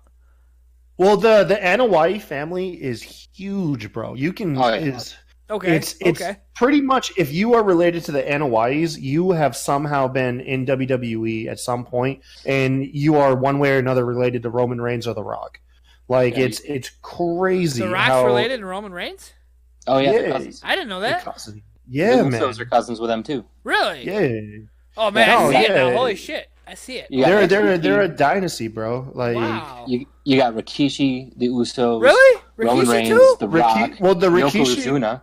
Rikishi is the Usos' father. Like is literally the Usos' father. Like blood. And there's a third. Yeah, there's a Really? third son in there too. Oh my god, I see. Oh my god, such a moment, guys. You are listening to a moment right now. My mind is blown right now. Wow, you didn't know about the Samoan dynasty? I had no dynasty? idea, man. I had no clue Yeah, whatsoever. Man. They're all. You should dive into that. I'm you're gonna Samoan, now. Wow. If you're Samoan, dude, you're related to The Rock or the Usos or Roman Reigns. Like Unless you're Samoa Joe. Unless you're Samoan Joe. Yeah, he's the only one that's not related to him. That's every other hilarious. Samoan. Because like you guys said Samoa and he popped in my head and I'm like, no, I'm gonna leave that alone. It's not no. What you know what always blew my mind? What I felt stupid is realizing that Yokozuna was Samoan and not Japanese. It blew my mind when I found that out. Yeah, because as a kid you hear it and you're probably not as cultured. Right. You know, and then that stuff kind of sticks with you because you don't revisit it. Right. Like, and they're like, yeah, Yokozuna was from effing Hawaii, bro. I was like, what? But I have this written down for my show, but I almost wonder if they're gonna go for like Samoan dynasty stable. I mean, they've touched on it. You had the bloodline, right? For a couple weeks with Roman and the Usos. I mean, you put Roman and the Usos together. You bring in this Lance Anoa'i. The Usos have a third brother out there. He's in the indie scene. He's a wrestler. Yeah, but Vince, I don't know if it's public, but I mean, it's widely been researched that Vince just does not like stables nowadays, which is crazy to think because the Attitude Era was built on stables. Yeah, there's nothing but stables. Yes, Yeah. and that is one thing that I would take away from the Attitude Era. Just saying. I didn't like the fact that you had like 15 guys. Overinflation problem, man. Okay. You got like 200 wrestlers in your roster, man. That would fix. That's a 100% valid point. You are right. Yeah. I'll revoke my opinion. You are 100% right. Like you got all these people that aren't being used. Okay, I got you. Put them in factions, man. I mean, even if they don't get used, like they're outside of the ring, hanging out with their homie in their faction. Boom. There you go. Look at what it did for Farouk and Bradshaw. Like as the acolytes, they were nothing, dude. They were part of the Undertaker's Ministry of Darkness, which had Godwin in it, which we talked about earlier. Which had a Godwin in it. I remember. But yeah, man, they were the acolytes. Couple minor promos here and there, never really got used, and then bam, APA. All of a sudden, they started taking money to protect you. Yeah, dude, they were arguably one of the most like entertaining things from the Attitude Era, in my opinion. Like really, sincerely entertaining, and they still get used in all their damn reunion shows, and they still bring them back to do APA stuff. Damn. But anyways, yeah. One of the weakest. Yeah, I'm glad that we can get entertainment just going down memory lane because Raw needs to provide some form of entertainment. I will always go down memory lane. I love stories. I'm sure you noticed that by now. I love stories. Yeah. But yeah. We get after the fake match, we get the second part of the Brock party. I thought this was in my notes, but it wasn't. Yeah, go ahead, man. No, go ahead. It took this is the first time since January I've been disappointed with Raw. I'm the most. You were sad, man. I'm the one of the most. I was DMing you. You're right. Like I'm an optimistic guy, and this is killing me. I mean, like I said earlier, I like the Uzi hot segment. Like I'm all about whatever. Just throw it at me, and I'm down. But this was boring, man, and it was so boring that if you guys liked it, more power to you. Like I'm not criticizing you. If you like this first hour of Raw, more power to you. Like have at it, enjoy it, be you. That's awesome. But it was so bad that I noted that It took 52 minutes to get an AEW chant. I think the crowd held out for respectable reasons, but it took 52 minutes, and we got an AEW chant. I don't know, man. I bet the people in there were dying for like that CM Punk moment, and just to get that AEW part off their chest. Valid. I know personally if I was, because I mean, and we can touch on it after, like I said, after all the recaps, we can touch on like the fans, the fan controversy of the people being divided right now and all that stuff. But no, I believe there was a large portion of people that showed up not ready to hate the product, but eager to find out when they could start chanting AEW loud enough to get it on camera. Maybe that's what I'm getting at. Yeah, I knew it was coming. And then right after that was a "This is awful" chant. I came back in January, and I've said it. This is the third time now I brought it up. I'm a chant guy. I love chants. I pay attention to when to chant, what you chant. I love chants. 53 minutes in, you get a "This is awful" chant. That's the first time in my life I've heard of people "This is wanted awful" wrestling, chant. man. You pay to show up at like a 3-hour plus long wrestling show. You want wrestling, man. I even put it in my notes when something earns a "This is awesome" chant, because it's obviously awesome if it earned the chant. But you got a "This is awful" chant. My mind was blown. I'm like, y'all flipping the script right now. This is awful. And it really was. AJ, what's the worst chant out there? The worst chant? The worst chant. As in, like the worst one to hear? Disapproval or annoying? What chant do you hate? I hate when it's not really a chant, but it's when the referee goes 1, 2, and then they kick out and they yell "sweet." Oh, too sweet. The too sweet one. I know. I think it's dumb. I'm not a fan of the "what" chant, although my opinion changes whenever you hear someone like counter it really well. Oh yeah. Then I'm like, yeah, you got you. But me, I always feel bad when people are chanting "boring." Like, whenever you hear people going "boring," like, I feel bad because the people are doing their job. You know what I mean? Oh, yeah. Like, it's not like they're improvising. Yes, it's like, no, they're doing their damn job. I feel you 100%. But it's Stone Cold created like 2 of the worst chants in wrestling. Stone Cold, as many good things as he gave to the business, he gave 2 of the worst things. And I know at least one of them. The It's first the one "what" is chant. what? Yes. What? And I believe I could be wrong on this one, but it was Lance Storm was having a feud. I want to say it was with Stone Cold, but it could be somebody else. And while Lance Storm was in the ring, Stone Cold was on the outside with the microphone chanting "boring." And that's what started like the "boring" chants. But it might not be Stone Cold, but I think it is.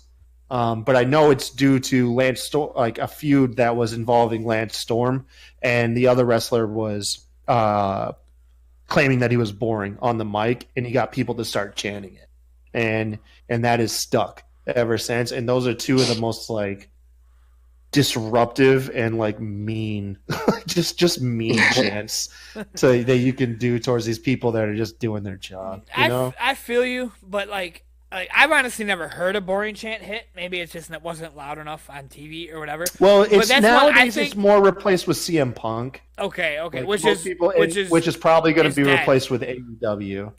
I think AEW is going to be the biggest disapproval chant that you're going to get. I'm a baseball guy, and like I've been part of maybe 1 or 2 boring chants in my life. Yeah, and it was at a valid moment. So like, I think if it was used in WWE, they're going to wait till a valid moment. Like, and the guy in the ring, yeah, it's his job, but I think it's more towards Vince because, like, dude, this is what you're giving us. But maybe if it's during a promo, yes. But if it's 2 people wrestling, that's when I just feel bad. Like, you got 2 people out there wrestling, and the people could care less. And they start I actually recently read a tweet that I was like, I wouldn't say offended, but I was like they basically criticized American wrestling for chanting. Because in Japan they wait, like they're completely silent, and then as the match climaxes, they start cheering and blah blah blah. And being a chant guy, I'm like, so you're gonna criticize me for wanting to chant. Like, chants are a thing. They get the crowd going. And so in Japan, like, they don't do it or whatever, which I sidetracked there, but, it's kind of... Japan, they do it, but it's not like it is here. Right. But Daniel Bryan is right, man. Wrestling fans are a fickle group, bro. Like, we are not without sin. That is for sure. Speaking of fickle, anyways, we got fickle next week. Just saying, we got fickle signed up for next week. So still no real wrestling matches. We go back to the second part of the Brock party, which concludes with Brock Lesnar beating the piss out of Paul Heyman when he finds out that he has a whole year to decide when he's going to cash in, and he doesn't have to do it that moment. I halfway expected him to announce he was going to cash in at WrestleMania. I am so relieved that I was wrong. I personally knew it was a troll. I knew somehow, some way, they were not going to announce who he was cashing. Going into the show, I was convinced that he was announcing it for Super Showdown, and then during the promo, I was like, okay, he's going to announce it for WrestleMania, or they're going to do it now in response to AEW. They're gonna, like, this will be the big crazy out of the blue moment. Right. But then it just concluded the way it always concludes, with Brock Lesnar just going home and no clear indication when he'll show back up to work again. That was the first time, again, outside looking in for years. That was the first time I heard Brock Lesnar talk. Talk? Yes. It's always with Paul Heyman. The spots that I watched, it's been the a WrestleManias, long effing the time, Royal Rumbles. It's the first time I heard him talk. And I want to say that they picked a perfect, precise moment to have him take the microphone away and be like, I got a year? Fuck y'all. Dude, AJ, you ever see when Brock Lesnar came out with a list of demands to change the title to Raw? And to change it to Raw starring Brock Lesnar. I don't recall that. It was a thing. It was a beautiful car wreck. I remember watching. It was I think when he first came back, shortly afterwards, and I think he just got the title back, and he didn't have Heyman, and they were relying on Brock to deliver promos, and so he had a list of demands, which was obviously his lines. Right. And it was the most, like, timid, like, insecure Brock Lesnar you'd ever seen, because, like, he's not comfortable on the mic, man. That dude is he's a physical specimen. He is not a personality. Right. You know what I mean? And that's what it is. But that's what I was thinking of. I was like, oh dear God, Brock's got the microphone, because that's all I ever think of now is him just, like, nervously looking at, like, these lists of demands and just going, like, Raw will now be known as Raw starring Brock Lesnar. It's just like, oh my God. Like, just looking up and down. Right. Oh my goodness. He nailed it, though. I was dying. He's like, I got a year? Fuck y'all. Yeah, no, that was good. That was the good payoff in the moment, man. Yeah. And it also made me happy that we got another year of freaking Brock Boombox, because I just want to say that's another tweet I seen. Like, as a whole, WWE isn't doing too good right now. But if anybody wants to say they don't listen to the fans, is off their fucking rocker. No, this is the year. Blew up. And they went with it. They put speakers on the briefcase. Boom. Did you notice that he held the briefcase backwards for the first segment? I noticed, and I noticed because of all the different freaking memes going around. Well, I didn't notice until the second segment when he, like, visibly turned it around. Yeah. I was like, oh shit. Well, imagine my surprise. I didn't watch this live. I watched it this morning. Ooh. Yeah. And I saw a GIF on Twitter, and it was Brock Lesnar dancing, and I'm like, "Is this has got to be some kind of CGI thing somebody did?" Like, and then all of a sudden I start seeing more and more. I'm like, "Wait a minute, what is going on here?" No, they're leaning hard into that meme, like, make Brock a meme thing. Yeah, which, I mean, it's not the worst thing they've done with him, but it's making you hate him less. You know, I said this, I think the best way, and AJ, correct me if I'm wrong, but me and Rob talked about it on the last episode. I think the best thing that they could do with him, although I know it will never happen, is give Brock that 24/7 time. Yeah, right. And have so many pre-taped things of people trying to jump him while he's like in an airport or while he's out hunting, you know, and just have him completely just pissed off. Well, not just annihilating him, but being pissed off at being a champ. Like, have him resent the belt that he won because now it's bugging him on his free time when he's not at work. Because that's the whole thing, is he doesn't like to work. Okay, yeah. So, yeah, have people bugging him outside of work trying to get that belt from him and have him resentful of his own title. Like, I thought that was just – that, I think, is genius writing right there. And I'm going to take credit for it. So he's not going to give it up. He's not going to give it up. Like, fuck you. I don't want this. I said I like that idea. I think that's pretty cool. That is good. Yeah. That is good. Have him cash in on the 24/7 title. No, Jesus, no. Oh God. You think he'll have a successful cash in? Yes. You can't. He has to, right? You can't have Brocky Boombox not have a successful cash in. Yeah, man. God, that's gonna be a terrible day on Twitter when he does it. Oh, damn. And I can tell you which one he's going for. You're gonna go for what? Well, he's gonna get more hate if he goes after Kofi.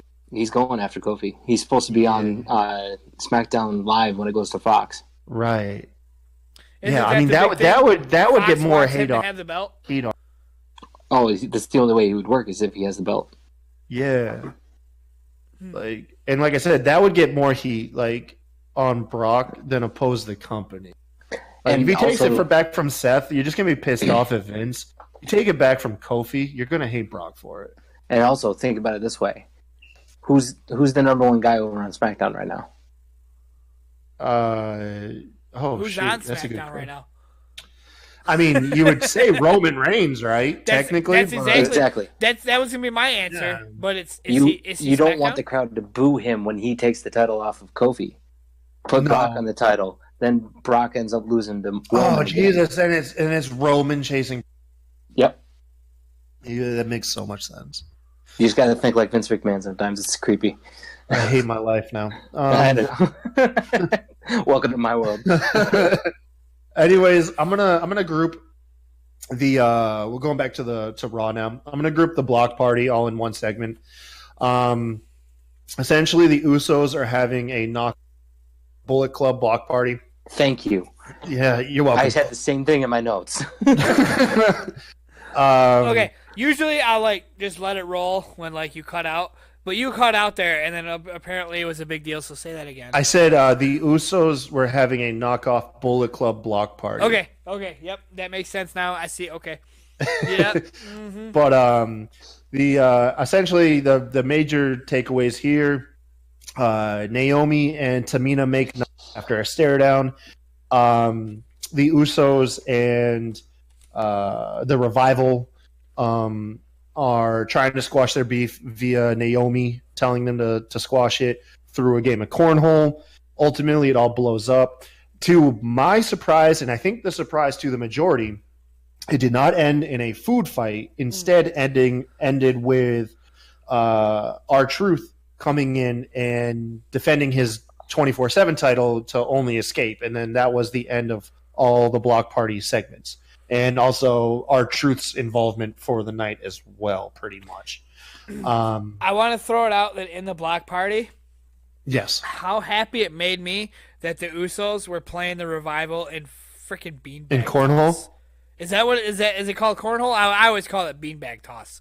I'm here in North Carolina, and it's referred to as it's cornhole here in upstate New York. Okay, here it's we actually they sell it at Walgreens and CVS, and it's called beanbag toss. So where you at? I'm in Michigan, so Michigan's a weird fucking place. Yes, it's pop, not soda. Fuck y'all, soda, motherfucker. Just saying. Yeah. Y'all are. But it's just, I'm from Maine, and y'all are more Canadian than we are. I actually had I have an internet friend that I met 10 years ago. We used to do projects together, and I live I live 8 miles north of 8 Mile, and if you hit 8 Mile, in 20 minutes you can be in Canada the way it works Yeah. or whatever. Like I live like half hour away from the Ambassador Bridge, Bro, which you know gets that you to Canada. here in 2019, half of the audience isn't going to understand that. It's a one sad chance. thing to say. One chance. I live a half hour away from going to Canada. There we go.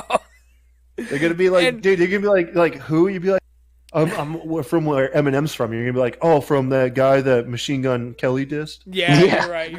That album was golden. That album was great. It's such a surprise. Anyway, he told me I had a Canadian accent. Just saying. Which I don't think I do, but whatever. Anyway, it made me happy that they were playing beanbag toss together, and it was all scripted. But like when the Usos, it's cornhole, Rob. when the Usos made it in the hole and they picked each other up, like that it had to have been pre-taped. There's no way they made those shots. No, I've played cornhole, bro. There's no way, man. They were like those shots live. They were like 3 feet away, though. I debated in my head. Man. I debated that in my head. Like I don't know, man. No, that was all pre-taped. That whole thing was pre-taped, man. God. I enjoyed it though. I personally enjoyed it. It was okay. I like it was all the okay. funny stuff. Like I said, it was being brought down by the rest of the segment in itself was okay. But when you combine it with the atmosphere, people just weren't in the mood for it, I think. Yeah. There's 2 hour and a sides half to it. in, halfway through Raw. I'm sorry, Rob. I didn't mean to cut you off. No, you're good, man. You're good. I was just exiting what we were talking about. Almost halfway through Raw, we get our first official match. Becky Lynch and Nikki Cross taking on the Iconics. And even this pissed people off. Like, man, people were so mad at Raw. It was this got people mad for multiple reasons. Yeah, for one, I don't think the Iconics have won a single match outside of a jobber squash match since they won those belts. Valid. And then you also had Becky Lynch winning against who was it? Who she hit it on? She hit the manhandle on one of them, which is essentially pump handle rock bottom. The boom. She pinned Peyton. Peyton Royce, okay. And Peyton didn't sell it. Like that's part of the reason that it was a boo-boo rock bottom. But what pissed me off about this is my biggest note card. This is your biggest card. You cut Nikki Cross's intro. I love that you handwrite your notes, man. I do. I can't do the computer screen. I love my hand notes. And since I'm the B guy, you do most of the talking, and I chime. Like when I'm watching the show, I think of when I'm going to chime in on you, and that's what I note on. You cut Nikki Cross's intro. You gave her a jobber intro. We didn't even see her song. If you're building up Nikki Cross, give her an intro. Okay. They did give her some time to shine, though. Yes, but you cut her intro 100% from this, which is okay. Nikki Cross, like AJ, just Nikki not Cross. High on the, if I had a stan, it would be Nikki Cross. Like I don't stan her, I don't stan anybody. But if I did, it'd be Nikki Cross. So that's kind of why it bugged me. But she's still at the bottom of the list, starting to get her shine. That's fine. I mean, dude. But at you the have end of the day, she doesn't. Like, okay, she's not blonde. She 100%, don't have big tits. 100%. And she doesn't have an American accent. You are They're valid. not going to get behind her, bro. Nikki losing her intro is me being biased. Okay, I'll give you that. But then you come back, and your women's tag team champions are already in the ring with their song halfway over. You jobber Nikki Cross, and then you jobber the Iconics. Your tag team champs are in the ring already taking their belts off, getting ready to fight. What are you doing? What are you doing? They lose? Just the level of disrespect. And exactly that's what it is. Like I try to be so positive and not bitch about this stuff. But come on, man. They're in the ring already done with their intro. And then you got them fighting. Match, you got that. That's my next thing. Where are the Kabuki Warriors? You know damn well. What the fuck? You know damn well the Kabuki Warriors are gonna wrestle your Iconics for the tag team titles. Why do you have this random ass tag team of Nikki Cross and Becky Lynch? I about the Kabuki girls, bro. Exactly. I don't bitch about stuff like this, but come on, man. You got your Iconics out there losing. And it's not even to the girls that are going to take their titles. Come on, what are you doing? Man, what are you doing? doing? Lose to everybody, bro. Like my note card wouldn't even be. Dude, I'm over the Iconics, man. As much as I was behind them. Exactly. You didn't even get a chance to. They didn't even get a chance to go over. It's pretty much like damn, who's the Raw tag champs? Do we have Raw tag Ryder champs? and Hawkins. Ryder and Hawkins, man. Exactly. You couldn't have paid me $1 million to It's give you almost that on the answer. level of that right now. You know what I mean? It's a shame. It's a shame that those belts right now are just freaking novelties. Like, just they're on women for the sake of having them. If You know, if they Raw had wasn't such a great moment. if Raw wasn't so bad, I wouldn't bitch about this so much. But like, you got me focusing on this petty shit because your first hour was boring, and then okay, finally we're gonna have a match, and you got my Iconics, which I can call another stand. I love my Iconics, and you got Nikki Cross. Oh, my you're cutting their intros, and then have them doing boo boo rock bottoms. Come on, man, what are you doing? You know what's funny? This was my first highlight of the night, and now recapping it, you have me wanting to pick this the most. Like, I was probably the most happy with this up until what succeeded it, Ricochet and Cesaro. But up until this point, I was like, oh, finally, something good. And now you want me to hate this. Because it made it not good. Well, on, man. I'll be on the other side of it. I'll be on the other side. Okay, I used to be that guy. I'll be on the other side. They made me flip heel last night. Becky Lynch has an impact finisher. I like that. Nikki Cross did get time to shine, and you do have the Iconics on TV. Those are the highlights of it. You know, I don't really. There's not much else you could say before you start tearing the thing apart. I'm sorry I bitched like that, guys. That's not me, but man. Yeah, man. No, you're airing. Trust me, dude. I'm plenty sure there are plenty of people that share your grievances. Like, you know what I mean? That's the whole point, man. It's the whole point of having multiple personalities. It's the whole point of the show. But yeah, man, I see it. No, I see it. You have three of your favorite people on this, you know, and then they're not getting the due respect that you feel like they deserve. Did you see Nikki stare at the title after? She did. No, man. really? Ooh. She did. Yeah, she had those crazy eyes as she stared at it, and then she kind of snapped out of it. Ooh, yeah, she also did in the intro of the match, tore her shirt and went across. Mm-hmm. Yep. Rob, if you do yourself a favor, man, I know we keep throwing matches at you, but you gotta start watching them. Watch the last woman standing match between Nikki Cross and Asuka in NXT, bro. Ooh. If you're a Nikki Cross fan, bro, you will appreciate the shit out of that match. I promise you, man. That had a lot of people rivaled. Who was it that they were doing? They said, what was it? Charlotte and Becky, or who was they were? No, it was Bailey and Sasha. Bailey and Sasha. They were billing as the first last woman standing match, and the Twitterverse and online was throwing a fit because that belonged to Nikki and Asuka. They had done that down in NXT, but NXT is not canon, you know, according to WWE. Right. I think actually, hold on, it might have been Charlotte and Becky. It was at the women's pay-per-view, right? Yeah, Evolution. Yeah, I'm thinking the wrong match. Charlotte and Becky. Now, you told me last episode to check out Bailey and Sasha at NXT Bailey and Sasha Brooklyn. Is that the same match? That was a good match. That's arguably what put women's wrestling on the map. Yeah, that's not that they didn't have their incredible matches beforehand, but that was the first huge breakthrough where WWE, and then the fans were blowing up on social media, and dude, watch the Bailey and Sasha in Brooklyn. I did. I actually, you tell me all these matches, and then I forget about them. I won't lie, but that you just one gotta I have saved in my YouTube. I found it on YouTube, and I put it in my watch list. Yeah, man, watch it, bro. Watch it. Get on the network or whatever, man. It's a really, arguably, just thinking about it makes me kind of want to go back and watch it. I mean, Bailey hit Sasha with a reverse hurricanrana off the top rope. It's crazy. And then the character work. I mean, there's so much that goes into it, man. But it was incredible. Speaking, not to cut things short, but I gotta get going. I gotta wake up in the morning.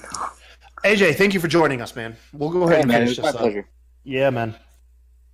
So, all right, guys. Keep in touch. All right, AJ, you have a good one now. All right, thanks for being here, man. We appreciate you. My pleasure. Thanks. Yep. All right. I think that's signs that we should probably keep the show pushing forward. The next match on the card was arguably probably the best match of the night. I think actually, without a doubt, it really was. Ricochet versus Cesaro. Bunch of high spots. They really got to show off what Ricochet could do. He ended up winning with the Hurricanrana pin combo. Pretty much what Rey Mysterio used to win a lot of matches. That's in my notes. I was just gonna say that. That's old school Rey Mysterio. Yeah, man. Yeah. Oh, WCW days, man. Before he lost the mask. I just want to say that. Before the mask. Before the law. Yeah, you're right. Before he lost the mask and had on freaking army. We followed up with a basic promo. Rey Mysterio is due to relinquish the United States Championship next week on Raw, which, I mean, you hate to say it because he's a babyface and Joe's a heel, but it's the right thing to do. Joe's shoulder was like way off the mat. Then you had what really got people confused, other than the whole no wrestling for an hour, was Baron Corbin beating The Miz in the Fatal 4-Way against Strowman and Lashley. However, this had been previously billed to be an elimination-style match, but we didn't see any eliminations. All we got was Strowman and Bobby Lashley brawling to the back, and then Corbin pins The Miz, and the match is over. So that was an oddity. But at this point, people had almost given up on the show.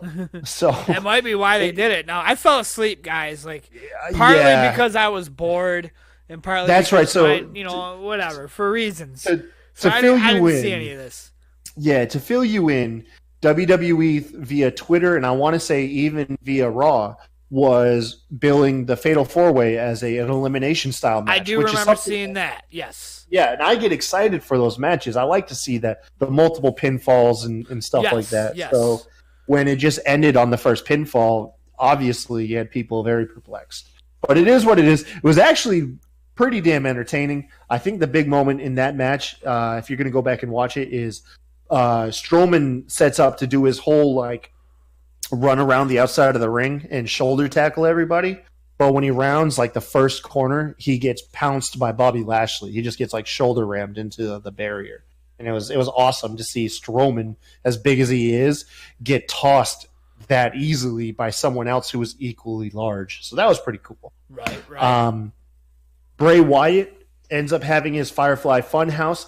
That was obviously the segment people were most excited for. When it came on, that drew the largest reaction. During the segment, we get the identity to his alter ego, the darker alter ego, which is the Fiend, which Bray Wyatt bills as the defender of him and I assume his followers and everything else. But the big question for me is Abby the Witch, Sister Abigail. That's the only thing not too sure of. They had a nice little back and forth. Did you see this yet? They did the replay on SmackDown. I watched it on SmackDown, yes. So you saw how she says, they have the little back and forth, and she's like, you got me here in purgatory and in limbo. And then he's like, oh, did you say limbo? Yes. And he does his he little walk. Did the crab walk, yes. Yeah. So you think Abby the Witch is Sister Abigail? It makes sense, right? I can't answer that question. Abigail? I'll bring it back to the outside looking in thing. I knew the Wyatt family was a thing, and I knew that they talked about Sister Abigail, but that's it. I don't I can't chime in enough. I can chime in that if people have brought it up to me because I'm my boo is Nikki Cross, that Nikki Cross could be Sister Abigail. Yeah, I wanted Nikki Cross to be Sister Abigail. But my answer to that would be no, Nikki Cross is Nikki Cross. I don't want her joining anybody. I want her to be her. But other than that, I can't chime in. When it comes to if you take Firefly Funhouse and put it back to the older stuff, I'm 100% clueless. I have no idea. I can't answer that question. The only thing I can say is that Abby the Witch reminds me of Sabrina from Indigo League in Pokemon. Yeah, I remember. We then get and you said you were asleep. Electric chair segment. I know the main thing about this. I woke up the AEW reference. Yes. Which, yeah. Well, I don't think he listens to us, but shout to Walk with Joe because I tweeted that I didn't see it, and like I heard it was a thing, but I didn't see it. He took the time to go on Raw on his DVR and film it with his phone for me. So, that's cool. Shout out to you, Walk with Joe. I appreciate you, man. And I actually took like the screenshot of Zayn's face after he said it, and I put it in my back pocket for when like a bomb comment happens. I'm gonna drop it like Zayn's face, like oh, and it being from like the side view of a TV and not a screenshot. Like I'm into things like that. Well, the electric chair segment was pretty cringy. It wasn't terrible. So I heard, yes. Yeah, it was obviously pre-screened questions. Okay, I was just gonna say, do you think the crowd were plants? No, yeah. The questions were already pre-screened, or they were or they were loaded. But the crowd members were real; they weren't plants. That was real people, and you could tell by the performance. And no offense to them, but right. They weren't trained actors. Those are real fans asking the questions. Now, were they given the questions to ask? Well, that's why I say they were either screened where they got approval for their question, or they were loaded and they were given the question to ask. Got you. Now, yeah, you're right. But ultimately, it was down to Sami Zayn kind of, I would say, ad-libbing off of the questions, finding ways to turn it against the crowd and insult them. Which he's good. Had some weird questions, weird ad-libbing, because Sami Zayn was like, you could ask me how I kiss and stuff like that. I'm like, who would ever ask that anyways?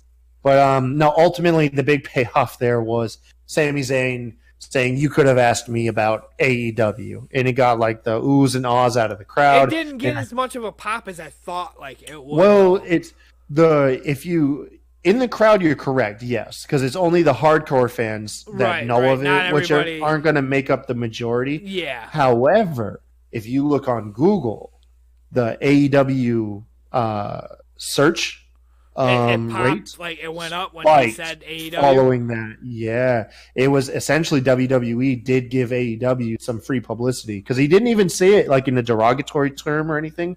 He just mentioned it, and people, so you have all those casual fans. Yeah, exactly. So it spiked, at least online.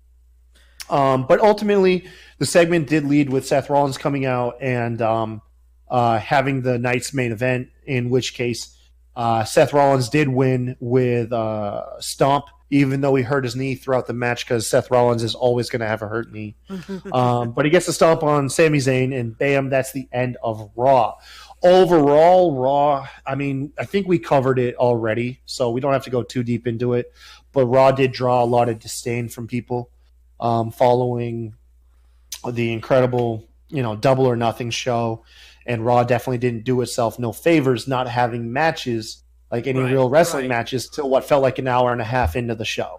You know what I mean? So it did leave me intrigued after a day to see how SmackDown went. Now, we'll be much more brief on SmackDown, because I think we're rolling up on over 2 hours now. We're actually going to put SmackDown into a second episode. What's that? We're going to put SmackDown into a second episode. On a different episode? Yeah, I can't go anymore. I'm going to be honest. We've been at it for No. We've been at it for 2 hours. Yeah, do you want to close out the show with a couple of questions, right? No, we can do all our questions. That's fine. But we can't cover an entire SmackDown. But I do want to ask, I plan on asking you, do you think, I actually asked you this in DM, the fact that Raw was so bad, do you think that has anything to do with Vince saying, I'm going to make it so bad to show that I don't care about AEW? I don't know, man. I think it honestly was, I mean, they didn't obviously want to be too reactionary and do anything like crazy out of the blue, but I also don't think they intentionally. No, I think they just stuck to what their original plans were. I think their original plans still led to a lackluster show. I would be surprised if anything came out that they intentionally put on a slower paced show in reaction to AEW. I just more or less think the only thing they added was Sami Zayn's comment, and I think that was it. I think that was the only thing that they adjusted due to the pay-per-view. Other than that, I think whether or not Double or Nothing happened, we would have got the same show. That leads me to my second question. You cut out. If you asked me a question, I didn't hear nothing. Okay, that's going to be another edit. Do you think Sami Zayn? They knew Zayn was going to say that. Yes. They planted it. Okay. Oh yeah. There's no way any wrestler working for WWE is going to say knowing, that. Okay. Yeah, knowing that the most praise they're going to give AEW is what we saw, and is through Twitter and online. They're not going to go out there and alter live television to give praise to another company. Now, I did read in the news that WWE intentionally giving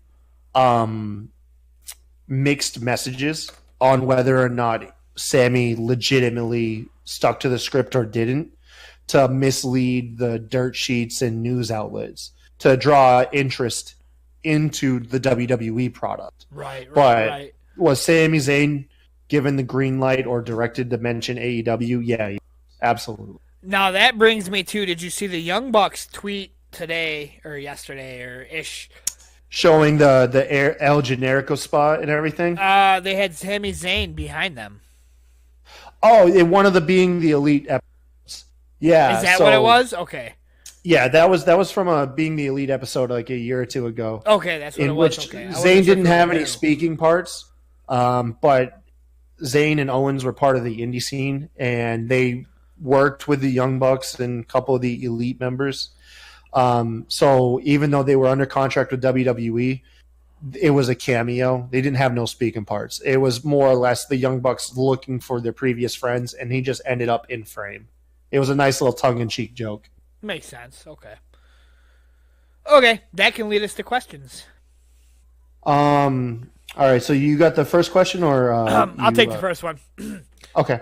DYWTSB. Did you write this shit, bro? Podcast asked.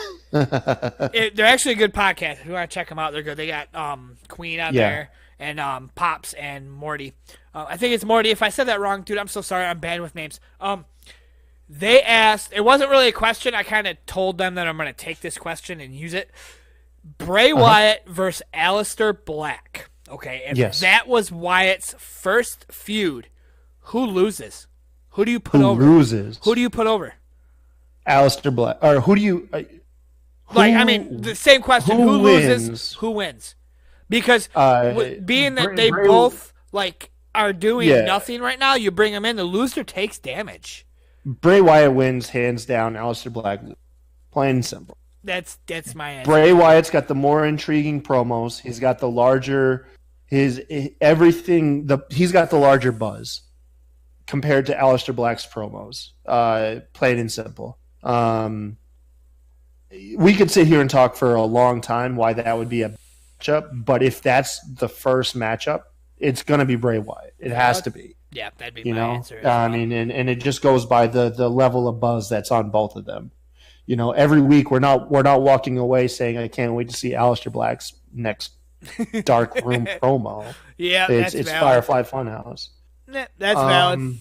That's kind of a weak answer. I mean, it seemed like a better question when I plucked it. Sorry, guys, but yeah, that's it. Don't say it's a weak answer, bro. That's my legit answer. No, I mean, it's not that it wasn't a very, you can live without that question and answer. That's what I'm trying to say. I know, but I mean, it's a good question. It's something that you brought up in the past too. So I mean, it sticks to our show. I did say that. Like somebody on Twitter was like, "Who does Bray Wyatt or should Bray Wyatt fight Aleister Black or something?" I was like, "Hey, me being a new guy, I said that."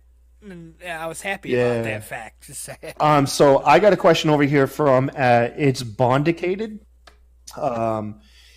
He's asking me. He gives me a long question here, but essentially what it's saying here is a lot of the champions don't feel like they carry much weight with the belt, and it's supposed to be that the belts mean something. So basically, how do you correct the current stars holding titles that mean something and carry weight? And he believes that it's almost easier to fix with new outside talent. And I would say just give the title holders coherent storylines and then stick to them. You know, that's all it is. You don't have to make everything an epic saga, seeing as we have so much gold on the scene right now. But make sure that your champions have coherent and clear challengers that are deserving of the belt. Give them a basic storyline, whether it's they're there due to the level of competition or they're there due to some creative story. But then make sure you stick to that path. Don't do with what we mentioned with the Iconics earlier and just have them show up and do random tag matches with other tag teams for non-title matches and then have them lose, because then it just makes their championship reign irrelevant, you know? So just give everyone coherent stories, stick to it, make it last a couple weeks to a couple months apiece, and that will make all of your championships mean something, you know? Because the story that goes around that title will make sense and have you as a viewer invested. So I think it's if you don't overthink it, it's easy, you know? Yeah. That's my thought. I mean, that's it. Like, don't have your champions like lose. I mean, that's all there is to it. Like the Iconics, have they even defended the belts since WrestleMania? Like legit defended the belts? I don't think they have. And I mean, if they have, correct me if I'm wrong. And even if they have, it wasn't memorable if I don't remember it because they're my girls. You got them losing in these stupid freaking. I mean, I love Nikki Cross. I said it earlier, but you got Nikki Cross and Becky Lynch tagging up out of nowhere. Just hey, we're gonna team up Nikki Cross with Becky Lynch. What the hell happened to Alexa Bliss? They're not even a known tag team, right? Exactly. And you got them beating the Iconics. You got I don't remember how long ago it was. When it was AJ Styles was fighting for a shot at the Universal title or whatever it was, when you had the 2 triple threat matches on Raw or SmackDown, whichever it was, and then it was Samoa Joe, AJ Styles, and Rey Mysterio. I think that's what it was. And you had freaking Mysterio get dunked onto Samoa Joe, holding your United States Championship, and Samoa Joe gets pinned in a match that he shouldn't even be in. And you got him getting pinned, like that right there. Yeah. Like your answer was a lot more in depth, but my answer is don't have your champions get pinned. That's it. That's all there is to it. Like I went to a house show. I brought it up a couple times, and the opening match was Samoa Joe against Jeff Hardy. Right. It's a house show. You know he's not going to lose the title, but it was a damn good match. There was a couple times like, holy shit, is Jeff Hardy about to win? And then Joe popped the sleeper out of nowhere, and he took the belt. But like, it wasn't a clutch, bro. He was your champion, and he won the match, and like legitly won the match. He didn't squash it. I think what you're saying is have wins and losses, which is one of the biggest criticisms. Yes. Nowadays in WWE is make wins and losses matter. Yes. And I completely agree with you. I don't mean to cut you off. I actually do have a handful of questions here. You're good. Any of these guys, if they're listening, they've been listening for a long time, so I want to let these guys who ask us questions. Right. Let them You're good, man. You're good. Throw them at me. What we got? So at the Twitter account, Hey Yo, who is a big time guy. Hey Yo, bad guy. Yeah. At Just Jeremy, Hey Yo. Bad guy. He asks. I think that's the bad guy. Yeah, the bad guy. He got blocked by Razor Ramon for calling him bad guy as a typo. Oh man, dude, I love Hey Yo. I think that's him. I could be wrong, but I think that's No, it is. It is him. Yeah, man. But he says, what's the chance Vince and WWE are behind the scenes working with AEW? Maybe like throwing them a bone here and there. It's happened in the past, and I believe what he's referring to is WWF at the time was bankrolling ECW before they bought him out. Vince would actually cut checks to Paul Heyman to keep ECW alive. So I think that's what he's referring to. He says, I'm not necessarily indicating that's what's happening, just what if. And so if I was to play devil's advocate, I would say that, you got Goldust over there. You got Cody Rhodes. You got Dean Ambrose. You got all these guys that questioned your authority.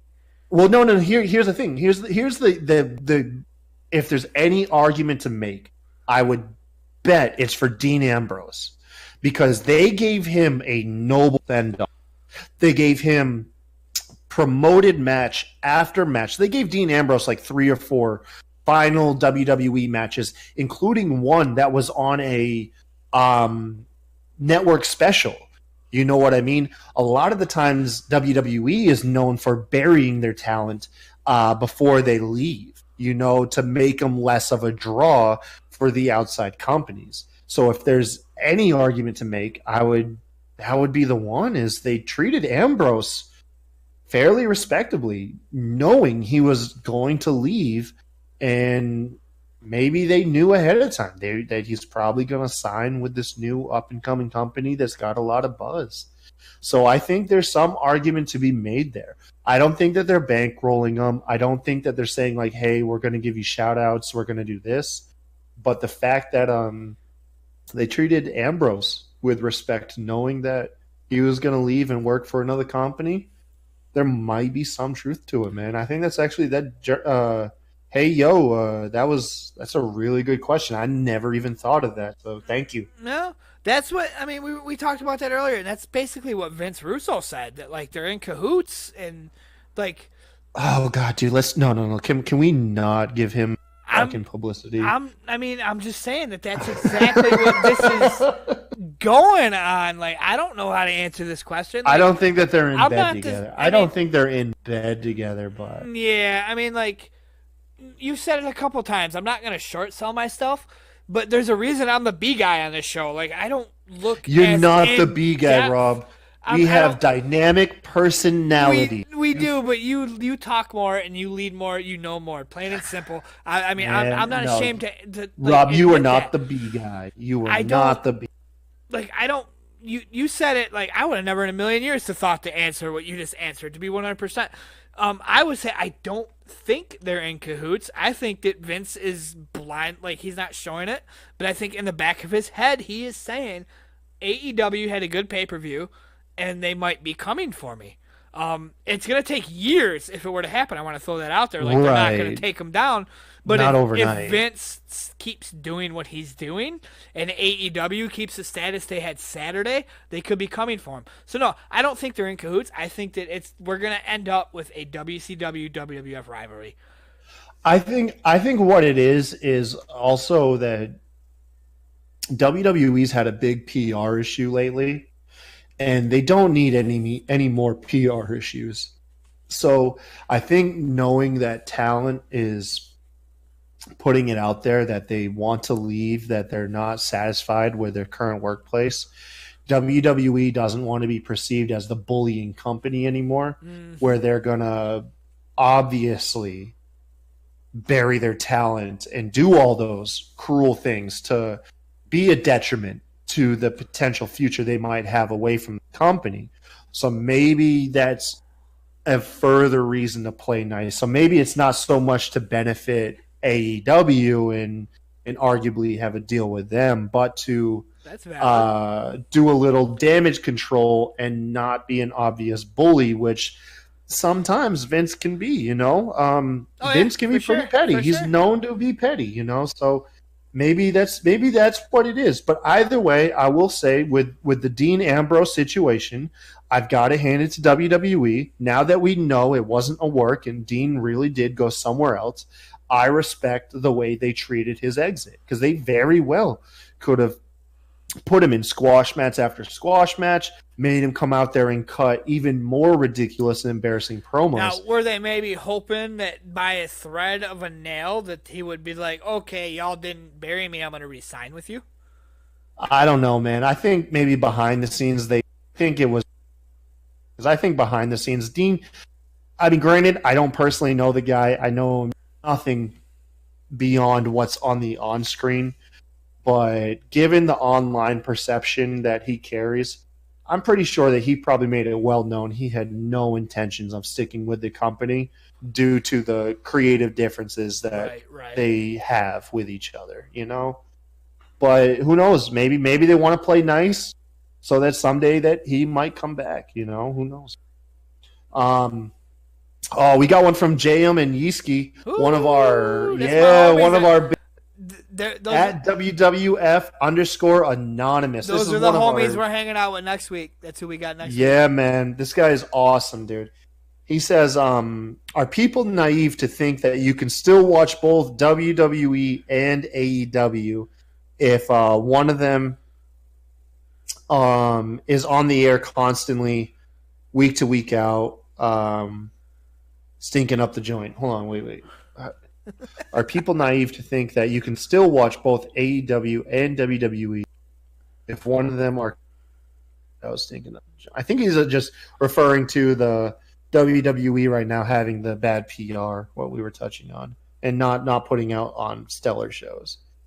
I think so. I think you got guys out there that are fed up and want something new, and WWE feels like the old man dad's wrestling, kind of like what back in the day. What was it? Well, I don't know. Maybe this is a bad reference, but I remember people used to compare NWA and WWF, where one was like the man's wrestling company, and then the other one was like kids wrestling. And I think they were referring to WWF being like kids wrestling. Yeah, I could see that. Yeah, and the clowns. NWA, being for like the true wrestling fans. And I get that, man. I mean, you got to think, man. It's WWE. They make it no mystery that they want to draw. They're for the kids and the family and the sponsors. And then there's more adult-orientated wrestling elsewhere. And by adult, I don't mean necessarily like adult material, but maybe more focused on athleticism and edgier content, stuff like that. Not more focused on putting Uchiha in men's trunks. But I think it touches back on like what I've said previously is the fact that we have social media and that we can respond instantly just makes us as fans more reactionary. Once again, I'm always going to go back to that. I don't feel like the Twitter perception is always the truest perception because you have a lot of us that just go by impulse, and then you have other people that kind of sit back and let stuff kind of sink in and take a more how would you call it? Just a more timid approach to your opinions, kind of think about it more than just what your gut instinct is. But yeah, man, you got people that just are fed up with WWE. You really do, and they probably the product too.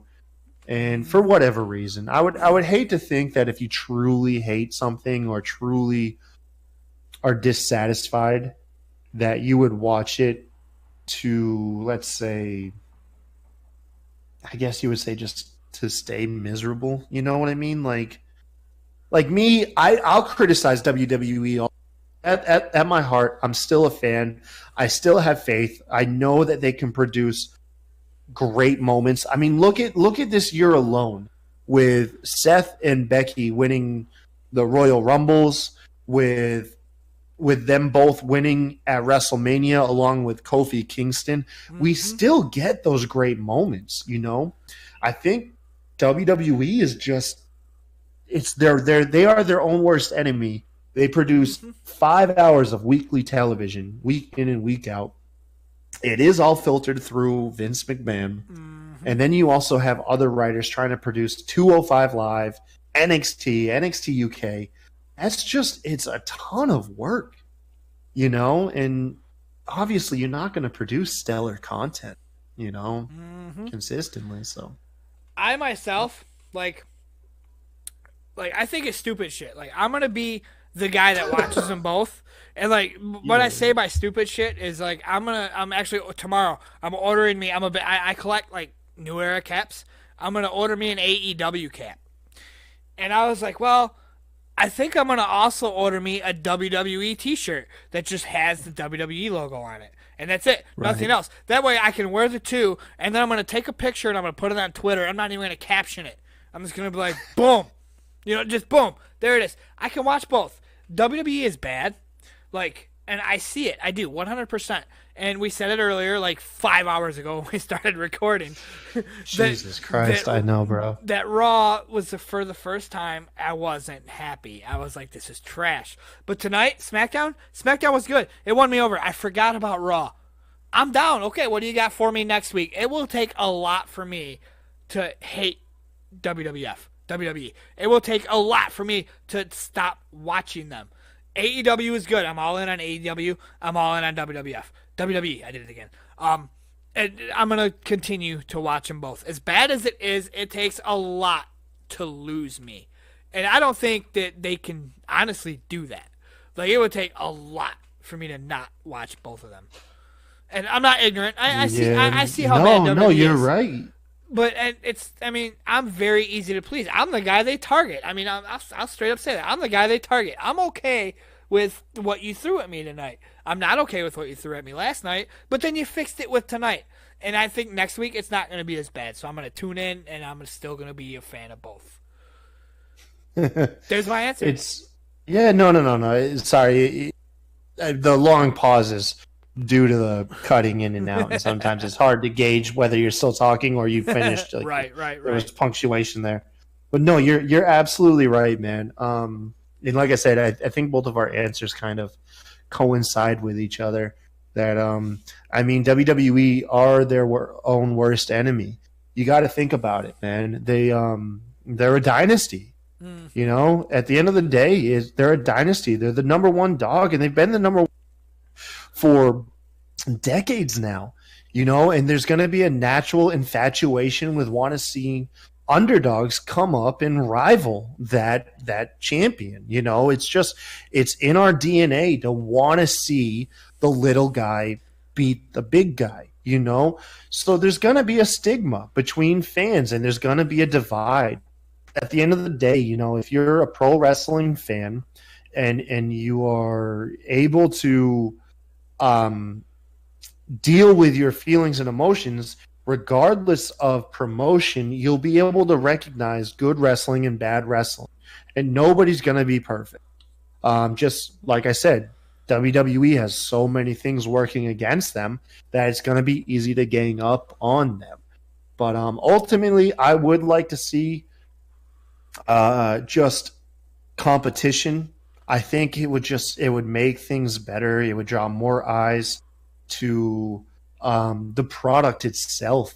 You know, us as wrestling fans, if there's anything we can agree with here, whether you're a WWE fan or an AEW fan, or even hell, go New Japan, Ring of Honor, Impact, us as wrestling fans, it's an uphill battle a lot of the times when you talk to non-wrestling fans. We get picked on. AJ was talking about it earlier, man. He was picked on and called a nerd because he was wearing an Austin 316 shirt. You know what I mean? So we should stop ganging up on each other regardless, because there's the non-fans out there that already kind of, you know, a lot of them have poor opinions on wrestling's fake, right? You know it's fake, right? Yeah. So, I mean, if there's anything we can band together on when we're done picking on each other, there's whole other group of people out there picking on all of us. All right, so let's just not let that get to us. I got our next question here, and I like this. Let's talk WWE, or at WWE 123456 is hitting us up. Robbie paid us a big compliment. He says he really does like our chemistry. He asked us a couple questions, so we'll kind of breeze through them. Yeah, man. Dude, we appreciate it, bro. We appreciate it. Hey, wait. I must have cut. That's a she. It's a she. Come again? She. That's a she. One more time. That's a female. Female. Man, do I cut out that bad, really? Did you say it's a female? Yes. That's a female. Awesome. Anyways. She says, what do you think about them calling Super Showdown as big or exceeding WrestleMania? I don't like it. A, because WrestleMania is supposed to be your biggest show of the year. And then B, it's not even Super Showdown is not even going to showcase women. So if you're saying that a show that can exceed the entertainment value, not showing off any of the female talent, how is that going to make them feel? So I'm not about that advertising. I get it, but at the end of the day, I don't like it. I hope things change in the future. I don't want to dive too into it because it can get quite negative. But overall, I don't like that they're comparing it to WrestleMania and say that it might even potentially exceed the entertainment level that WrestleMania provides. So I'm not a fan. I don't understand why they're doing it. I really don't. I mean, the Vince knows it's bullshit. Bro, they have a contract. Okay. They have a contract. They're supposed to be promote. It's not just to promote like pay-per-view or a WWE network special. They also do like advertising, like showing off Saudi Arabia as like a destination, and okay, it's publicity for the country itself. That makes sense. It's not, but so either way, it's not fucking true. It's not true, bro. It is not true. You are degrading your fans. You're degrading your company. Yeah, you're degrading the greatest thing of the year. The thing that, again, I'll bring it up. I was on the outside looking in for years. But you know when I was in? I was in at WrestleMania. I watched WrestleManias. I'm not going to watch Saudi Arabia. I'm not going to watch it. I was the positive guy. Oh, why the hell are they doing Brock Lesnar versus Undertaker? Because it's a thing that could have been. And so what if they're 50? But now I'm not even going to watch it. Like the publicity it's gotten, and I'm saying it's going to be better than WrestleMania. I don't want you to have my rating. If that makes sense. It's tough because I want to support the product and watch it because I like watching the WWE programs, but I do struggle with the Saudi Arabia ones. Like I do watch them. I'm not gonna lie. I watch them. Whether I watch them live or later on, I do come around to seeing them. But it is one of the things that I do feel like I need a shower afterwards when I watch it. You know. If you had a jobber as a pay-per-view, that'd be it. But that would be it. She goes on to ask us thoughts on the conspiracy of WWE and Hoots. We already touched on that. Yes. And then she also goes on to ask, where's the women's division? And you're right. You know what? The women's division, it's a lot of the everything. It's a lot of they have a inflation problem with they just got too many wrestlers on the roster. They arguably WWE has the best women's division and does put the biggest spotlight on women's wrestling than anywhere else. We'll see what AEW does. For right now, WWE really does, out of all the competitors, put the best spotlight on women's wrestling. We got to see, though. We'll see where it goes. For one, I think a lot of these issues, I'll come back and say it again, I think they would be fixed with factions. Even in the women's division, man. Get some more factions. That's how they introduced the women's revolution with Team Bad and Team PCB, or originally known as Submission Sorority. Well, I'll go into why they changed that name later. But yeah, man, it's hard to say. It's right now it is the Becky show. I love Becky Lynch, but they're struggling to give the women equal time and equal exposure now that WrestleMania is behind them. That that was going to be my answer. Inflation. Like there's just too many women. We haven't seen freaking Liv. That's her name, right? Liv. Like I even forgot her name. It's been forever.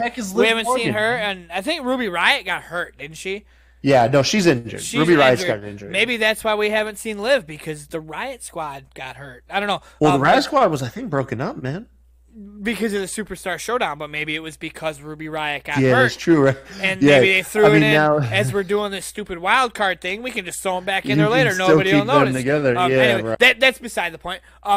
And you, like you said, Becky Lynch is a hot thing right now. So, okay, guys, we have X amount of time to give to the women's division, and we have shit ratings right now. Becky Lynch causes ratings. Let's give it to her. And that's it. And who's Becky feuding with right now? Charlotte Flair and Lacey Evans. So let's get them out there. And, oh, fuck, that's 3 girls. We need one more. Let's throw Nikki Cross out there. Boom. There you go. There's your 4 women that get your women's spot for the show. That's nice. I like that, man. I like that. And then our final question of the night, wrapping up our almost 3-hour podcast extravaganza. Guys, we like to talk, man. It comes from @big_Malky or Cthulhu Loves You. This guy's awesome, by the way, you guys. Definitely give him a follow and check him out. Love seeing this guy. He says, do you believe that AEW will be working in partnership with multiple organizations, keeping a fresh run of faces coming into the company, as well as loaning out talent like Mox and Pac to keep the non-WWE scene healthy and running? What a well put together question. And he says, and he further goes on to say, will it impact NXT signings? Also, if so, how can Triple H keep things feeling fresh if talent is scarce? So, first part of that question, are they going to have the partnerships with multiple organizations? And I think we touched on it earlier in the show, and I believe they will. There's money to be made out there. You don't want to ostracize the other companies, so you do want to have a partnership. Tony Khan does have the money to lock down the much larger talents, but for guys that can, say, offer their talent elsewhere, I think they will. I think they will and they won't. I believe they'll have a mix of exclusive contracts plus they'll go ahead and loan their talent out elsewhere as well. For how it's going to impact NXT, at the end of the day, I think right now Triple H, they've got the talent. They've got huge roster.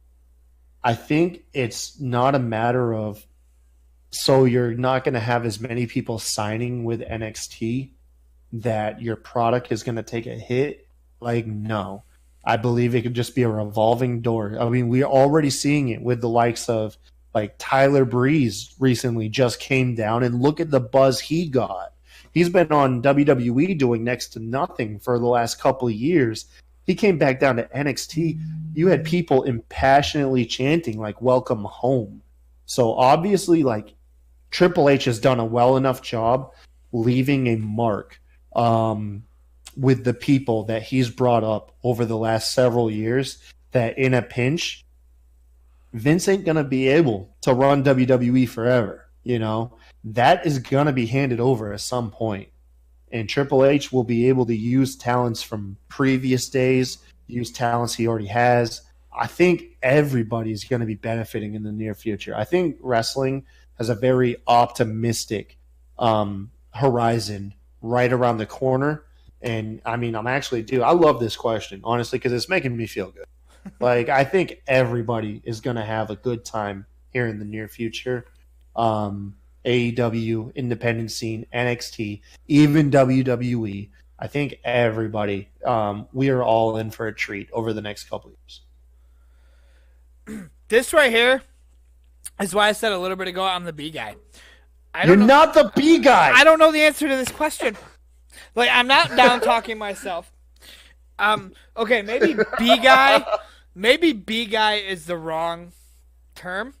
The new guy would be a better term. Judging solely off of what I've seen from Saturday, that's my only exposure to the independent scene. Yes, pass your guys around. If you got belts coming in from a different organization on your first pay-per-view ever and it's a hit, yes, pass your guys around. I think that's what they're going to do. 100%. You answered that. As for, is it going to affect NXT? I have absolutely no idea whatsoever. You couldn't pay me $1 million to sit here and answer that question on the spot. I have no idea. I have no clue. How do you keep NXT fresh? Another one. I have absolutely no idea. I'm not the guy to answer that question. If you gave me time to come up with an answer, yes, I'd give you an answer. But right here on the spot, I have no idea. I'll be 100% honest. I have absolutely no idea how to answer that question. Which is why I call myself the B guy. I have no idea. This question came in halfway through the show. Nice. So Rob did get it dumped on him immediately as I read it off on. Yes, and I'm not good at on-the-spot questions like that, which is cool. I'll take them all day, and if I don't know the answer, I'm not ashamed to 100% say I don't know the answer. Rob, I apologize. You are not the B guy, okay? Like I said, we offer various different outlooks on the product, man, and you and I complement each other. You know. We do. I have been DM that. Yes. But you guys, it's been a long night. Whether you've watched this in one go or you've broken up the show, if you've stuck around and you've made it to the end, the utmost thank you. Yes. Thank you again to Backseat Booker, AJ, by the way. Go check out his podcast. This guy obviously has it going on. Thank you to everybody. You guys are awesome. Rob and I love doing this day in and day out. That's why we're gone for 2.5 hours without even batting an eye. Yeah, man, we do. We love this. This is awesome. This is definitely one of the biggest highlights of my week. Thank you guys. Please, if you get a chance to, just hit me up on Twitter at the Kai Tai Show. Hit Rob up at 2 words can't see me. Go hit up AJ again at Backseat Booker _AJ. You know, and let us know what you think of the podcast. If you have any criticism, man, we're so happy to address it. We'll take all the feedback. And even if you hate it, be like, I hate this. Yes. We want to know. Tell me, man. Let us know, man, because we like doing it and what we want to. So once again, thank you. We did originally advertise this covering Double or Nothing Raw and SmackDown, but due to the lengthy runtime, we will be dropping SmackDown in the next day or two, which obviously shouldn't cover as much airtime. Nope, not at all. A little short SmackDown show. We'll go ahead and get that to you guys. Otherwise, check us out. We record every Wednesday. We have the video or the podcast posted rather on we get it up there by Thursday, right? Or it'll be up Wednesday. Tomorrow. Yeah, it'll be up. It'll be up on Wednesday. It'll right? be late because this is a 2.5 hour show. Is probably an hour and a half. Yeah, it'll take a while, but yeah, we air our shows every Wednesday, and then if we have a show, we'll air again Thursday or Friday. But thank you guys once again. If you made it this far, you're a saint. Peace out. Man, you guys are a stud, bro. You guys have a good night.